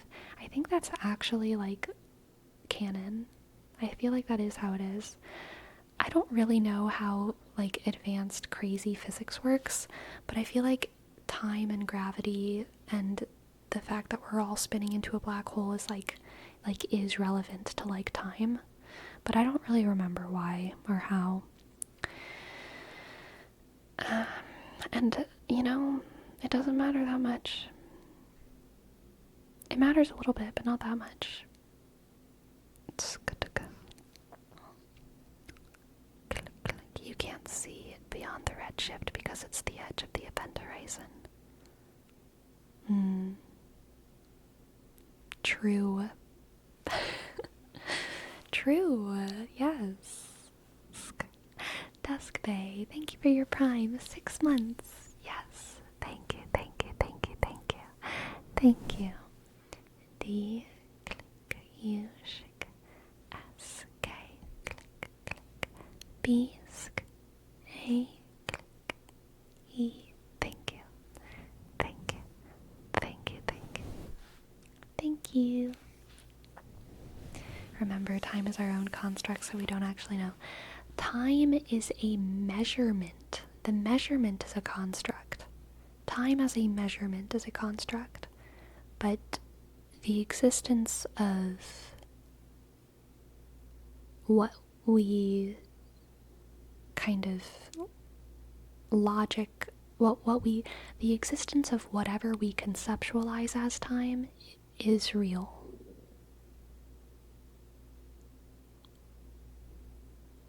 Yes. Click, click. Click, clank, click, clank, click, clank. But if we wouldn't be able to measure it, does it really exist? Time as the tool that we use it? No, but like, yes. Like, without humans, whatever we conceptualize as time does exist. Without humans. Yes.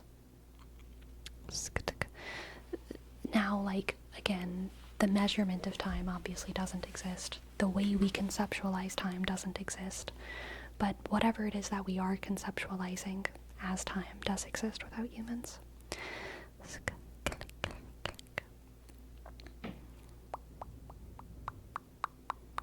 You were singing Hamilton, then I got an ad and came back to astrophysics and time is a construct. Yeah. You didn't know that Hamilton was about astrophysics? People never give musical theater a chance, I tell ya.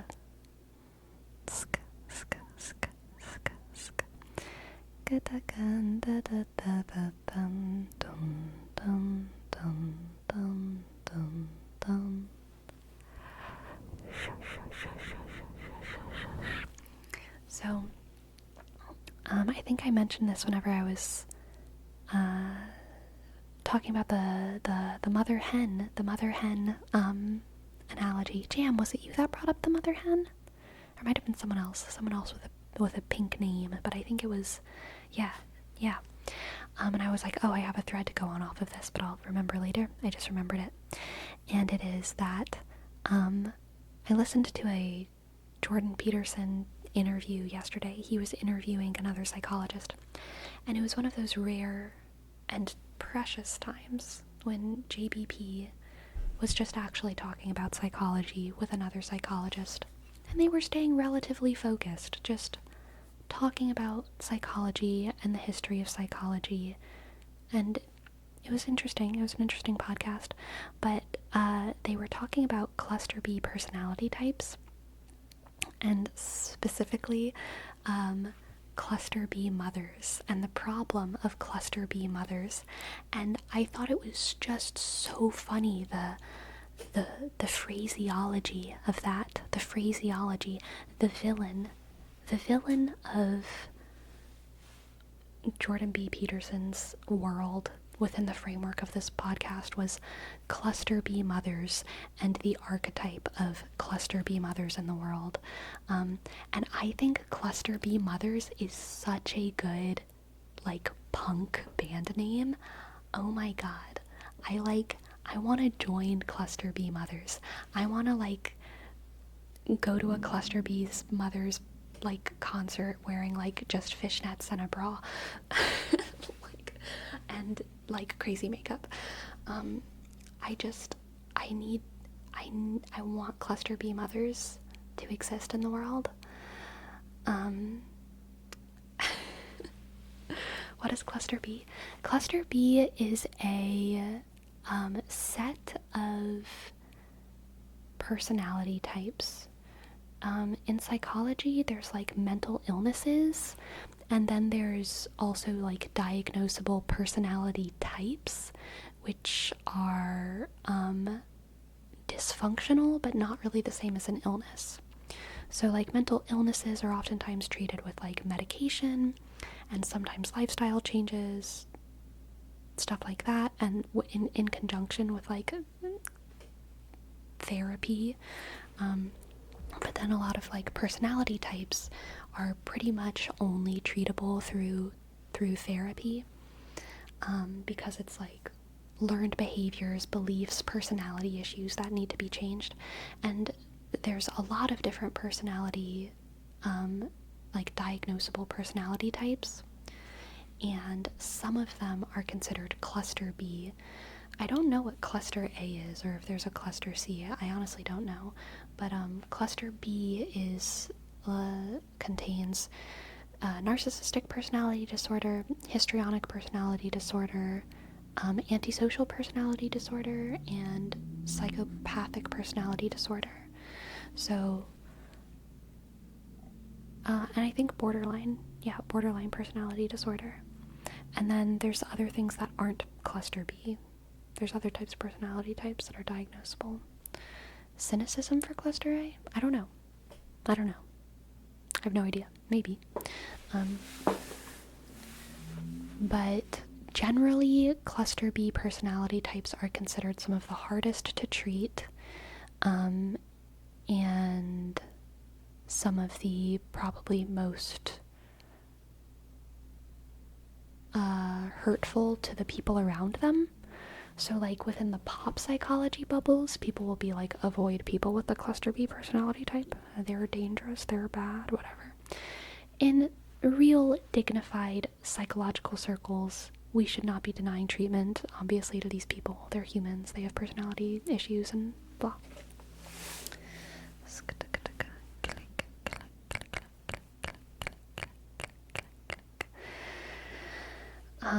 But yeah, the podcast was basically just about cluster B mothers and attachment styles, I think. But I just really like the phrase because I had never heard really people talk about cluster B mothers as like a specific demographic. And I think it's a good archetype to work with. Cluster B mothers. It's very much the hen that you're talking about, Jam.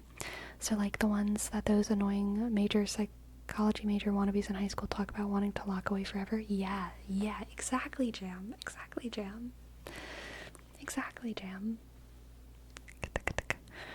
Hurt people? Let's hurt them more.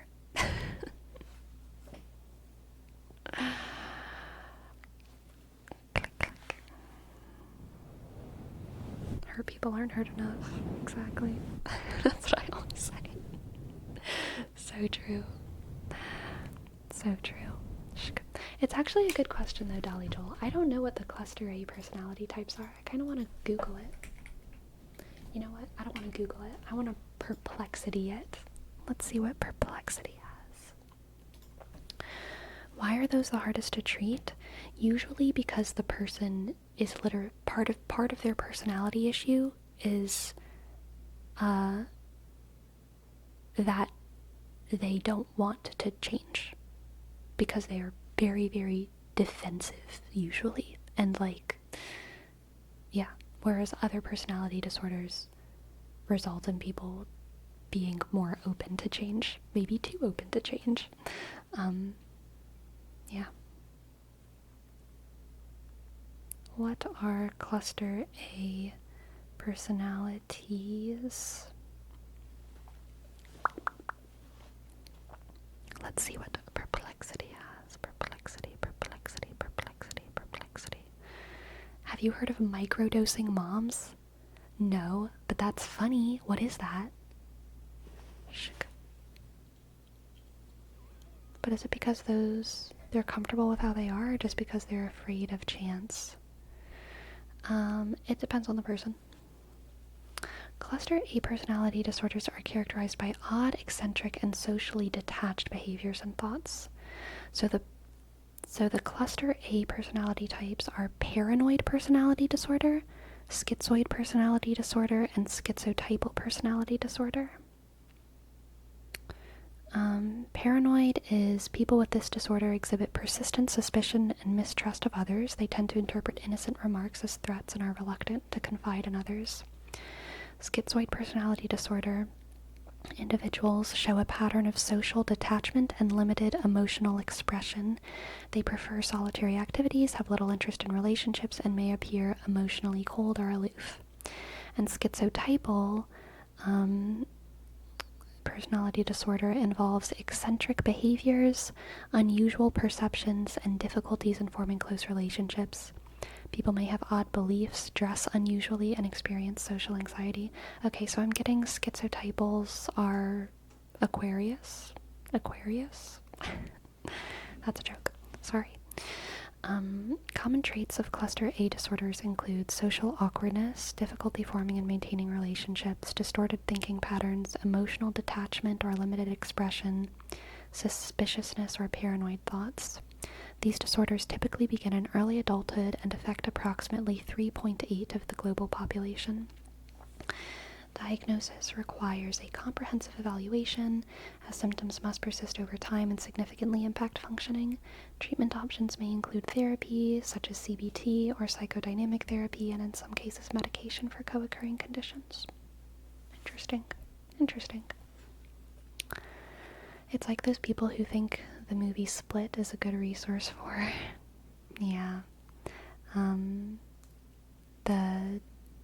dissociative identity disorder. It's moms that microdose on shrooms to get past the depression of raising a child. Oh my god. I thought you were saying a verb phrase, not a noun phrase. So I thought you were saying the noun. Sorry, I thought you were saying the verb of like, I'm gonna go microdose moms. But you were saying the noun of like microdosing moms. I was hearing microdosing moms, and you were saying microdosing moms. I'm sorry, but that's funny. I love language.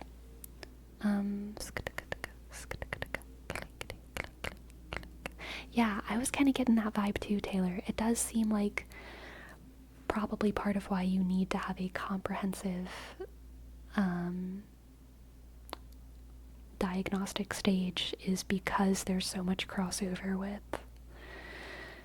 maybe autism.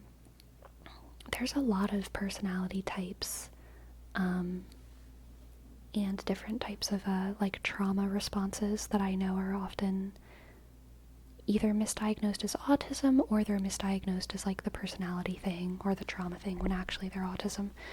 So it definitely takes a good therapist. But also the diagnosis only exists in order to give treatment. Diagnosing, like what diagnosing actually is selecting a treatment option.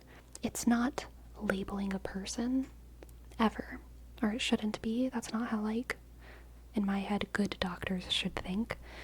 The function of diagnosing someone with anything is to select a path forward. It's never just to label a person. And so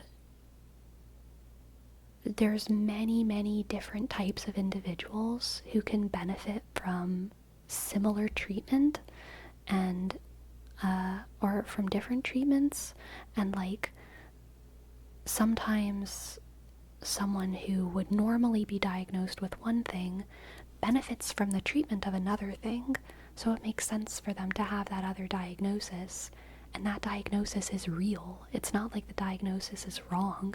The diagnosis is real because the treatment works. But a lot of the time when people say like, oh, you're not really autistic because X, Y, or Z thing, or oh, you don't really have bipolar disorder because I know you and you've never done these things to me, or like you don't really have depression because you were blah blah blah and I've seen you do this. It's like that doesn't actually, like, who you are doesn't actually matter that much. It matters to the therapist to diagnose you, but like, and they're trained in a specific way to recognize your needs and like where you are and blah blah blah blah blah. The labels don't exist to describe people. The labels exist to describe the path forward. And that's important. That's important. There's many different types of people who have schizoid personality disorder, and many different types of people who have narcissistic personality disorder, and bipolar disorder, and borderline personality disorder, and OCD. And the label only matters insofar as much as finding the correct treatment for the person.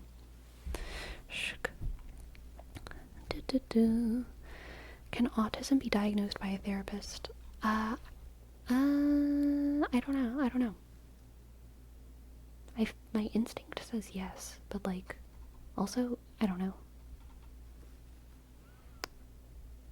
I think so. My aunt insisted I was a psychopath and needed to be evaluated and wouldn't allow me to play with my cousins, but later on it turns out it was just ye old tism. She never apologized though. She's a school guidance counselor and she insists she's right still. That's so funny.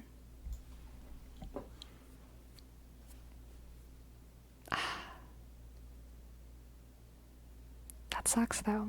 I'm sorry, Jam. I'm sorry, Jam. Hello, mixed boy. Welcome in. I'm doing well. There's a lot of conditions that have a suspicious amount of crossover with autism and ADHD. It makes me wonder if there's less conditions than psychology thinks. Yeah, you know, I agree with you intuitively, Taylor. I think a lot of, like I said, like, I think the thing that matters most is the treatment. For people who want treatment, people who need people who want treatment and go seek treatment deserve to get treatment. And the label that they get, I think, it's definitely not completely arbitrary, because, like, it says something, you know? Like, it definitely says something. But I think that the treatment, which comes with the diagnosis, matters so much more than the diagnosis itself. And different therapists are trained in different things, and, like, you know, if you're very highly trained specifically in personality disorders, you're probably going to be more likely to diagnose personality disorders over something like ADHD. And if you're very highly trained specifically in ADHD, you're probably more likely to diagnose. And that doesn't even make you a bad therapist. It doesn't make psychology bad.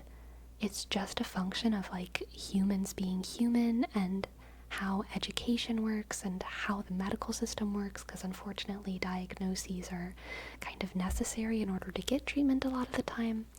And as long as people are, like, and it seems like they are, as long as people are, like, going to therapy and, like, becoming better people because of it and feeling better in themselves, then I think that it's good. I think that it's good. But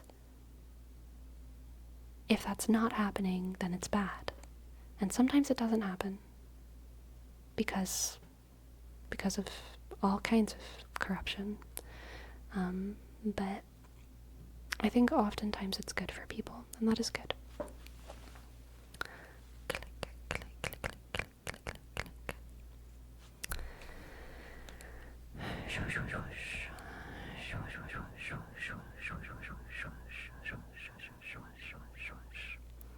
It makes it convoluted with the amount of overlaps. Yeah. I mean, like,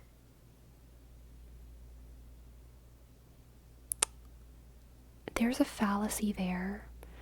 There is a fallacy there. I don't know what the fallacy is called, but it's like, because it's too complex for me to understand the difference between all these things, it must just all be BS.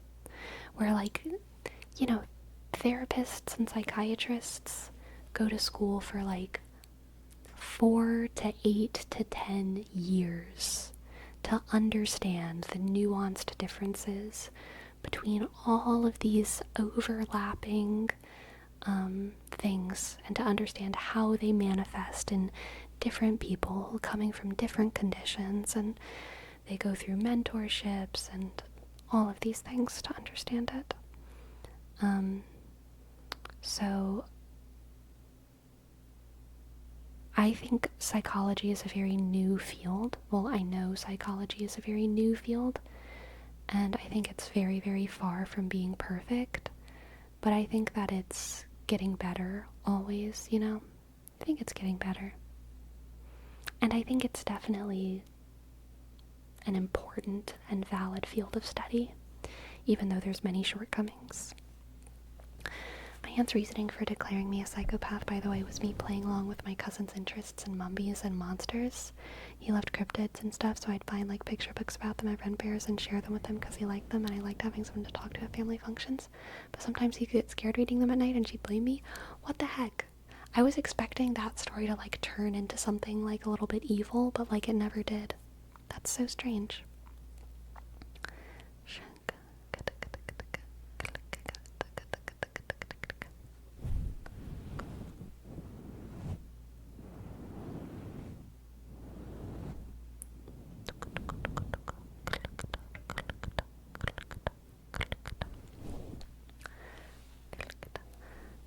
Kalikada, kalikada, kalikada, kalikada, shaka, shaka, shaka, shaka, shaka, shaka, shaka, shaka. Psychology versus neuroscience. Ooh, I don't know, so I'm gonna fact check myself on this, but I'll try before I fact check. I feel like psychology is more based off of, like, how and why we behave the way that we do in the world. And then neuroscience is a little bit more about, like, how our brain biology affects the way that we behave and do in the world. Behavior, whereas neuroscience is hormones. Yeah, that's kind of how I feel. But I know that there's branches of psychology that, like, completely reject behaviorism, and they would still call themselves psychologists, so that's why I didn't say that word. I think modern psychology will be seen as pseudoscience to your estimations of what's going on once we understand how the brain works from a chemical circuitry programming perspective.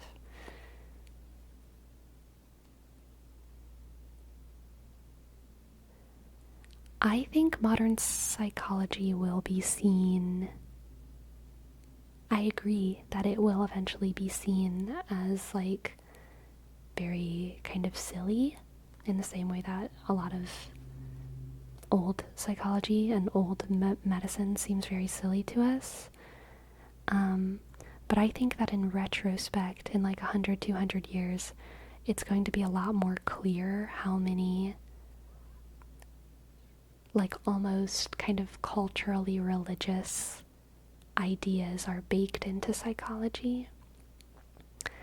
In the same way that whenever we look at a lot of, like, science from the Middle Ages, and it's so clearly, like, has spiritual elements, I feel like modern psychology has so many spiritual elements, but it has kind of this guise of science.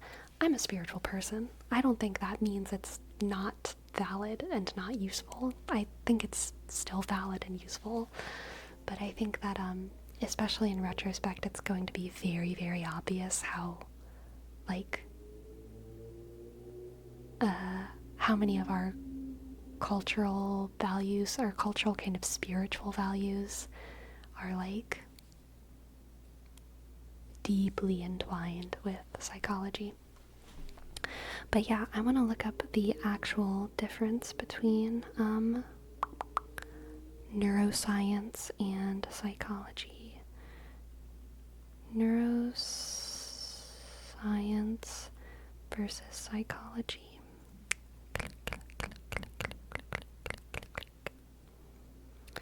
Neuroscience and psychology are distinct but complementary fields that often overlap in their study of the human mind and behavior.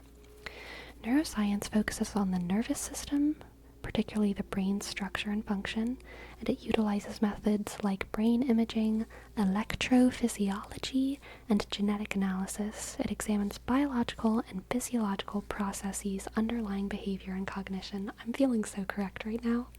Psychology studies human behavior and mental processes, including emotions, personality, and social interactions, employs observational and analytical methods such as experiments, surveys, and case studies, covers various subfields like clinical, social, and developmental psychology. Both fields aim to understand the human mind, but from different perspectives: neuroscience through biological mechanisms and psychology through behavioral analysis. Very nice. Very nice, very nice, very nice, very nice. Click, click, click, click.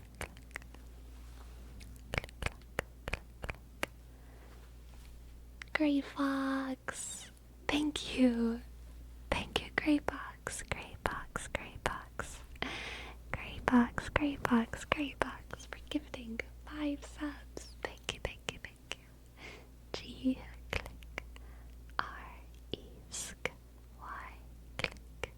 F, sk, L, X, click, 9, click, 9, click, 9, click, 9, sk, 9, sk.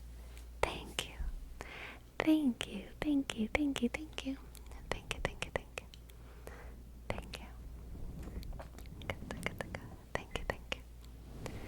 That makes me think of like people not understanding why boiling water makes it safe to drink and cook with back in the day. They just did it, right. You think it would end up being looked at as a stepping stone for future science understanding, or something we made up? I don't know.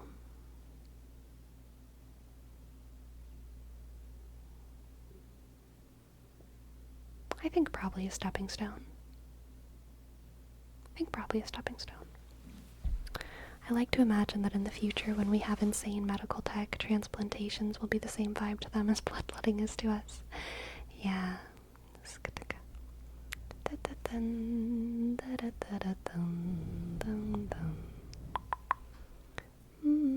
I'm very interested to see what autism actually is physiologically.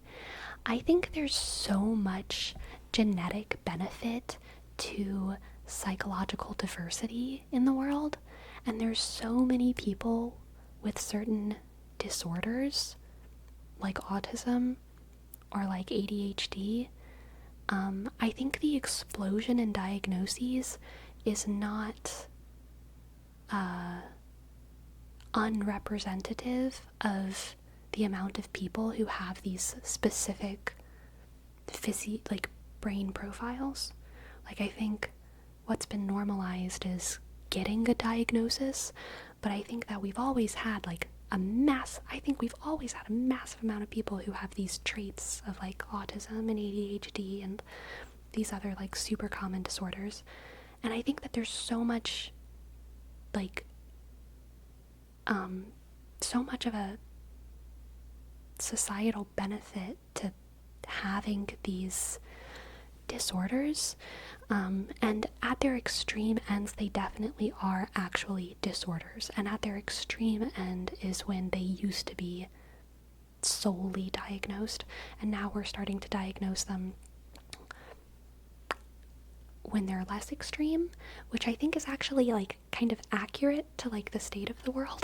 Like, yeah, there's a lot of people who definitely have this thing called autism or this thing called ADHD. There's a lot of people who have this like kind of like psychological profile, and it's, I think in most cases it is a disorder, mostly because of the very rigid structure of the world that we live in.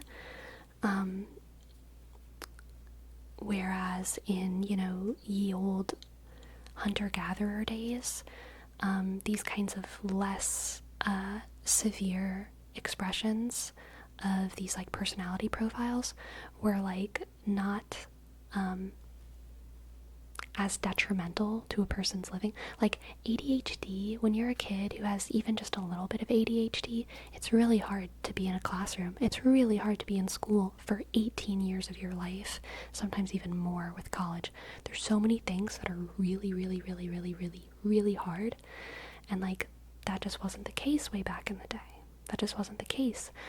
And some people will say like, we just shouldn't have schools. But I mean, there are personality profiles that do really, really well in school. And I think that's good too. I don't think school is bad, but I think that certain systems in the world are set up for kind of like one specific normal type of person that very few people like match all of the criteria for. And anything outside of that we will medicalize or demonize or criminalize, and that's a symptom of our society. It's not actually a sign that these types of people are mutations, negative mutations.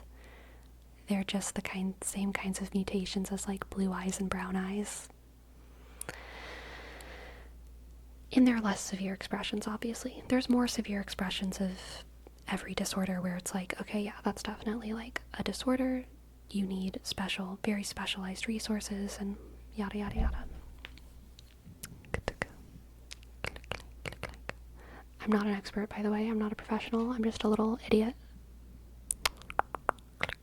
Some people think it's tied to high voltage electricity. That's funny. Utopia is separate schools for separate character profiles. Yeah. Just say, I don't know though. Yeah, I don't know though. I don't know though. I don't know. I'm just back of the band bus rambling, you know. I'm just 2 a.m. at the slumber party rambling. I don't know what I'm talking about. Need to have a disclaimer too that doesn't refer to tarot. Yeah, I think I want disclaimer 2 to just say like I'm a theater major. Or I was a theater major. So not only do I not know anything, but sometimes I can sound a little bit too convincing, and I'm not doing it on purpose. It's just a habit. It's just a habit, okay?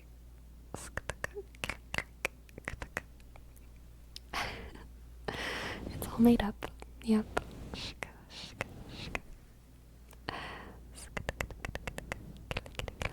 Sometimes I think about, like, my conspiracy brain wakes up, and I think, like, oh my god, if something ever bad happened to me, and I was on the news because something, like, really, really bad happened, and I was talking about it, then, like, the conspiracy heads would think that I was hired because I'm a theater major, because I was a theater major, and I used to act in shows.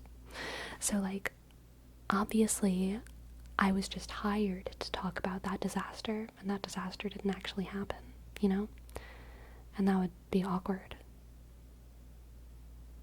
But real things do happen to people even when they're actors. You know, real things do happen to people even when they're actors. I'm gonna cite you when I make my government report.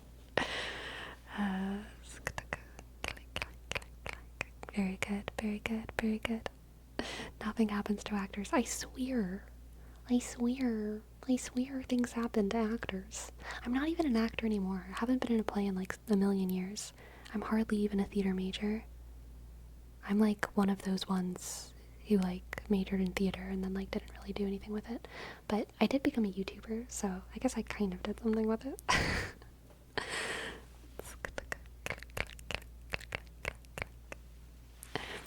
The virtual theater, yes.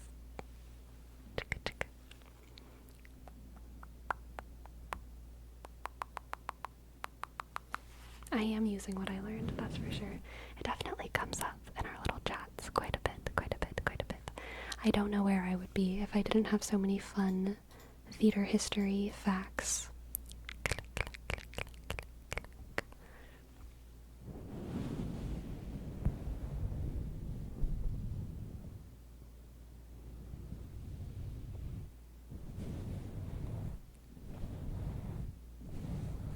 Actor seems like a word that never needed a gender. Why does the word actress exist?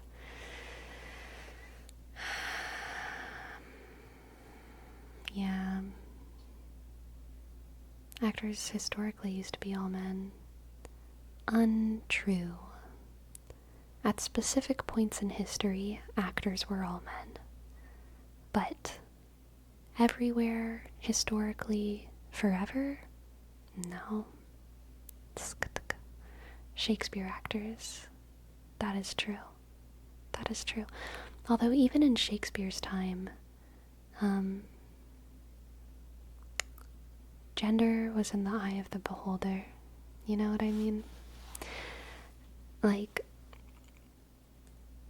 we're way too obsessed with biology nowadays.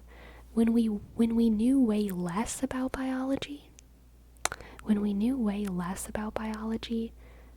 and freaking chromosomes, we didn't know what chromosomes were until like last year, you know?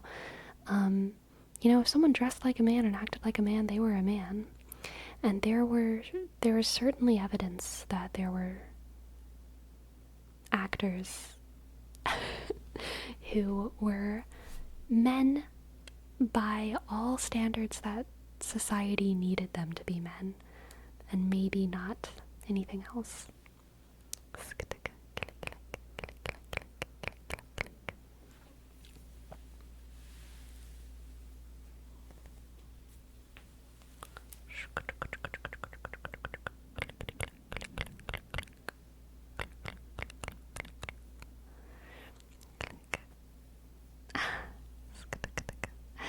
Good night, Gray Fox. Good night. Sleep well. Thank you so much.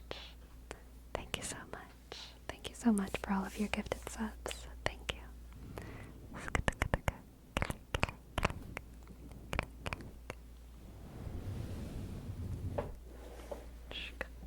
Men, terms and conditions may apply. Yes, true. Very true. Very true.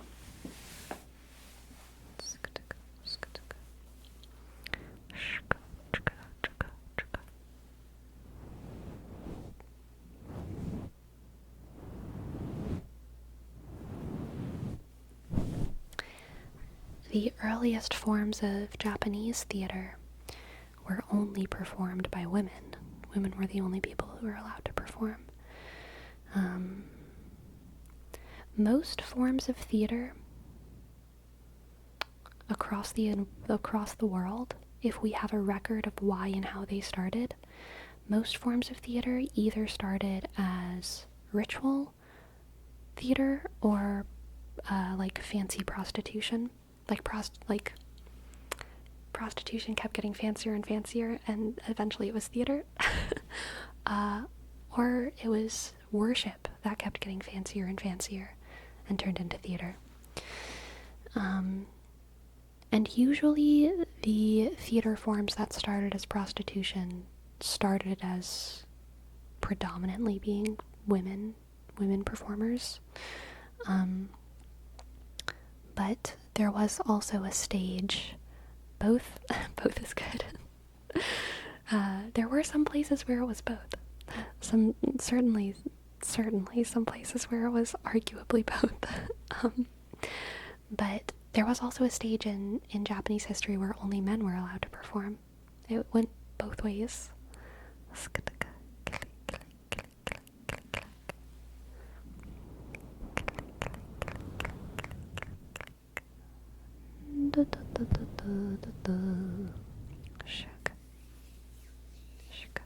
Hello, Sam.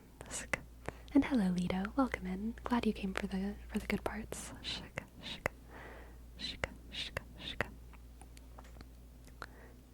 Weren't some of them also kind of political? Theater has always been political. Theater has always been political.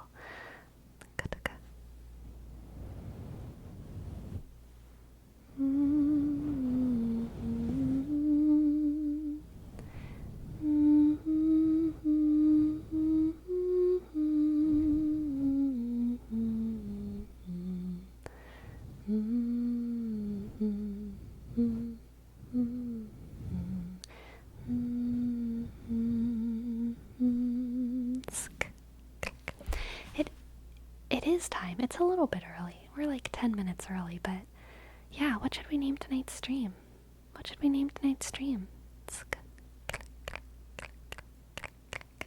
Yes, Perome, what can I read for you?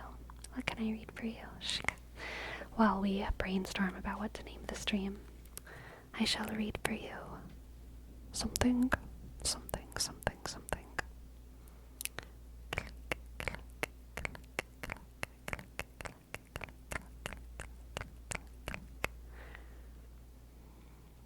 Say You'll Haunt Me by Stone Sour Bitta.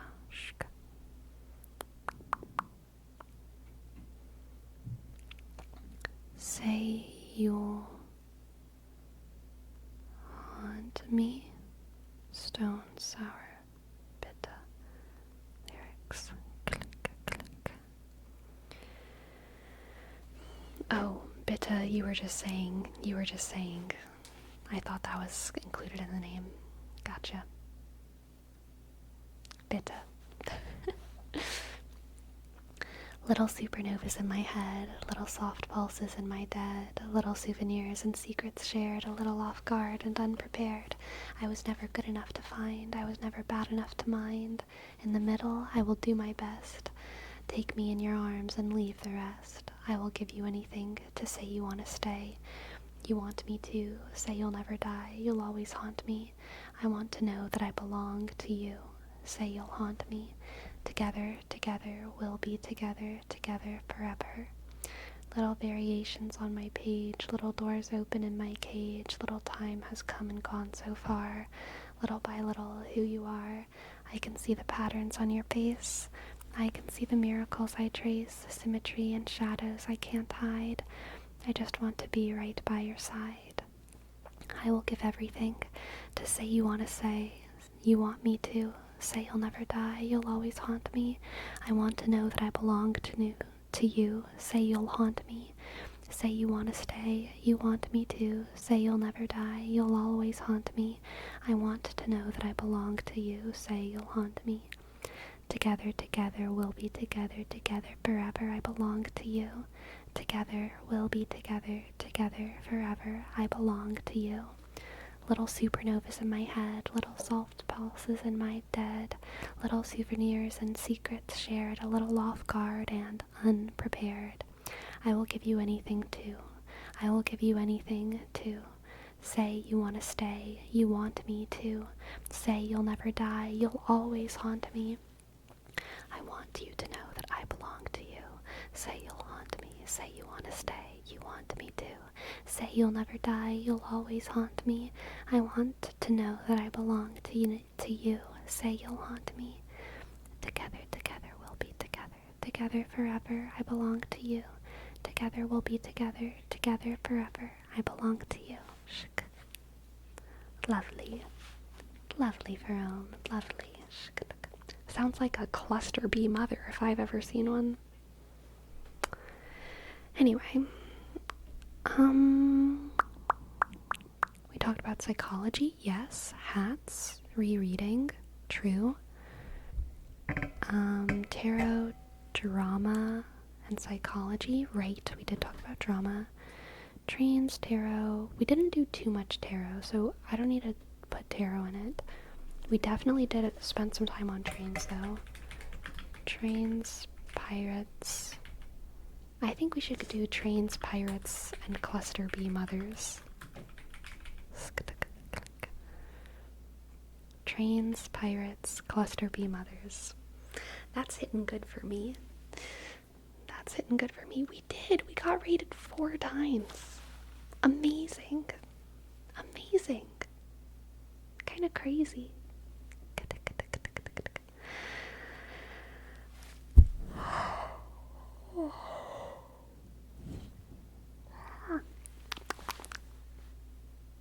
It's time to go to bed, y'all.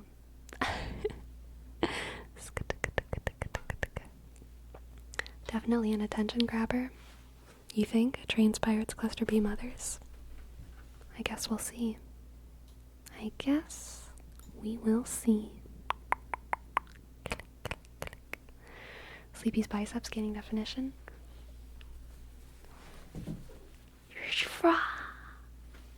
What ya?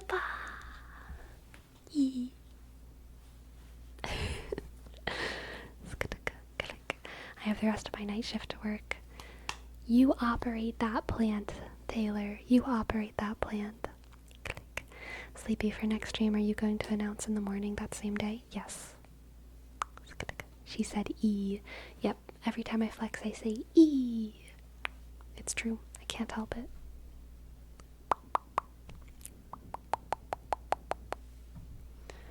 Da da dun, da da dun dun dun dun dun. Da da dun, da da dun dun dun dun dun dun dun dun dun dun dun dun dun.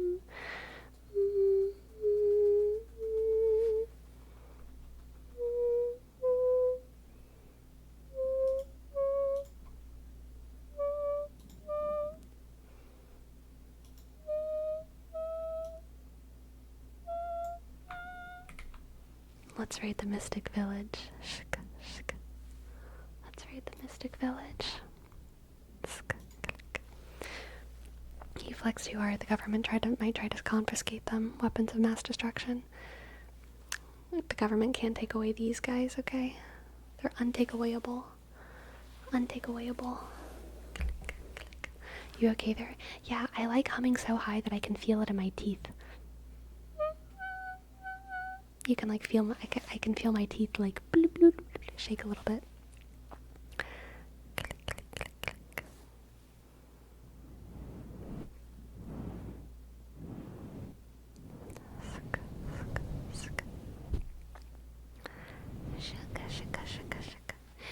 Gracie, do you want to say goodbye to the stream? She's walking around. She's walking around my feet. Do you want to say goodbye?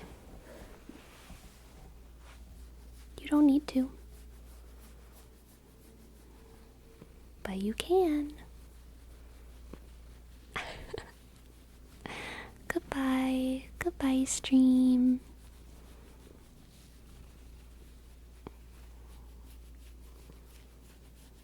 How old is Gracie? I think she's 11 or 12. I honestly can't remember. I should check. Yeah, her allergies have cleared up a lot in the past week or so. Scritchy, scritchy, scritchy, scritchy, scritchy, scritchy, scritchy. Yeah, the purr motor's going. Shk, shk, shk.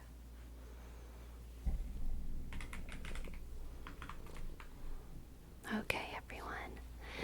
Good night, good night, good night. Thank you so much for spending this lovely couple hours with me. I've had a fantastic time yapping about all of the things that we yap about. And happy weekend, happy Sunday, happy work, happy family, happy life, happy wife, happy life, happy knife, happy strife, happy gripe, happy bite, happy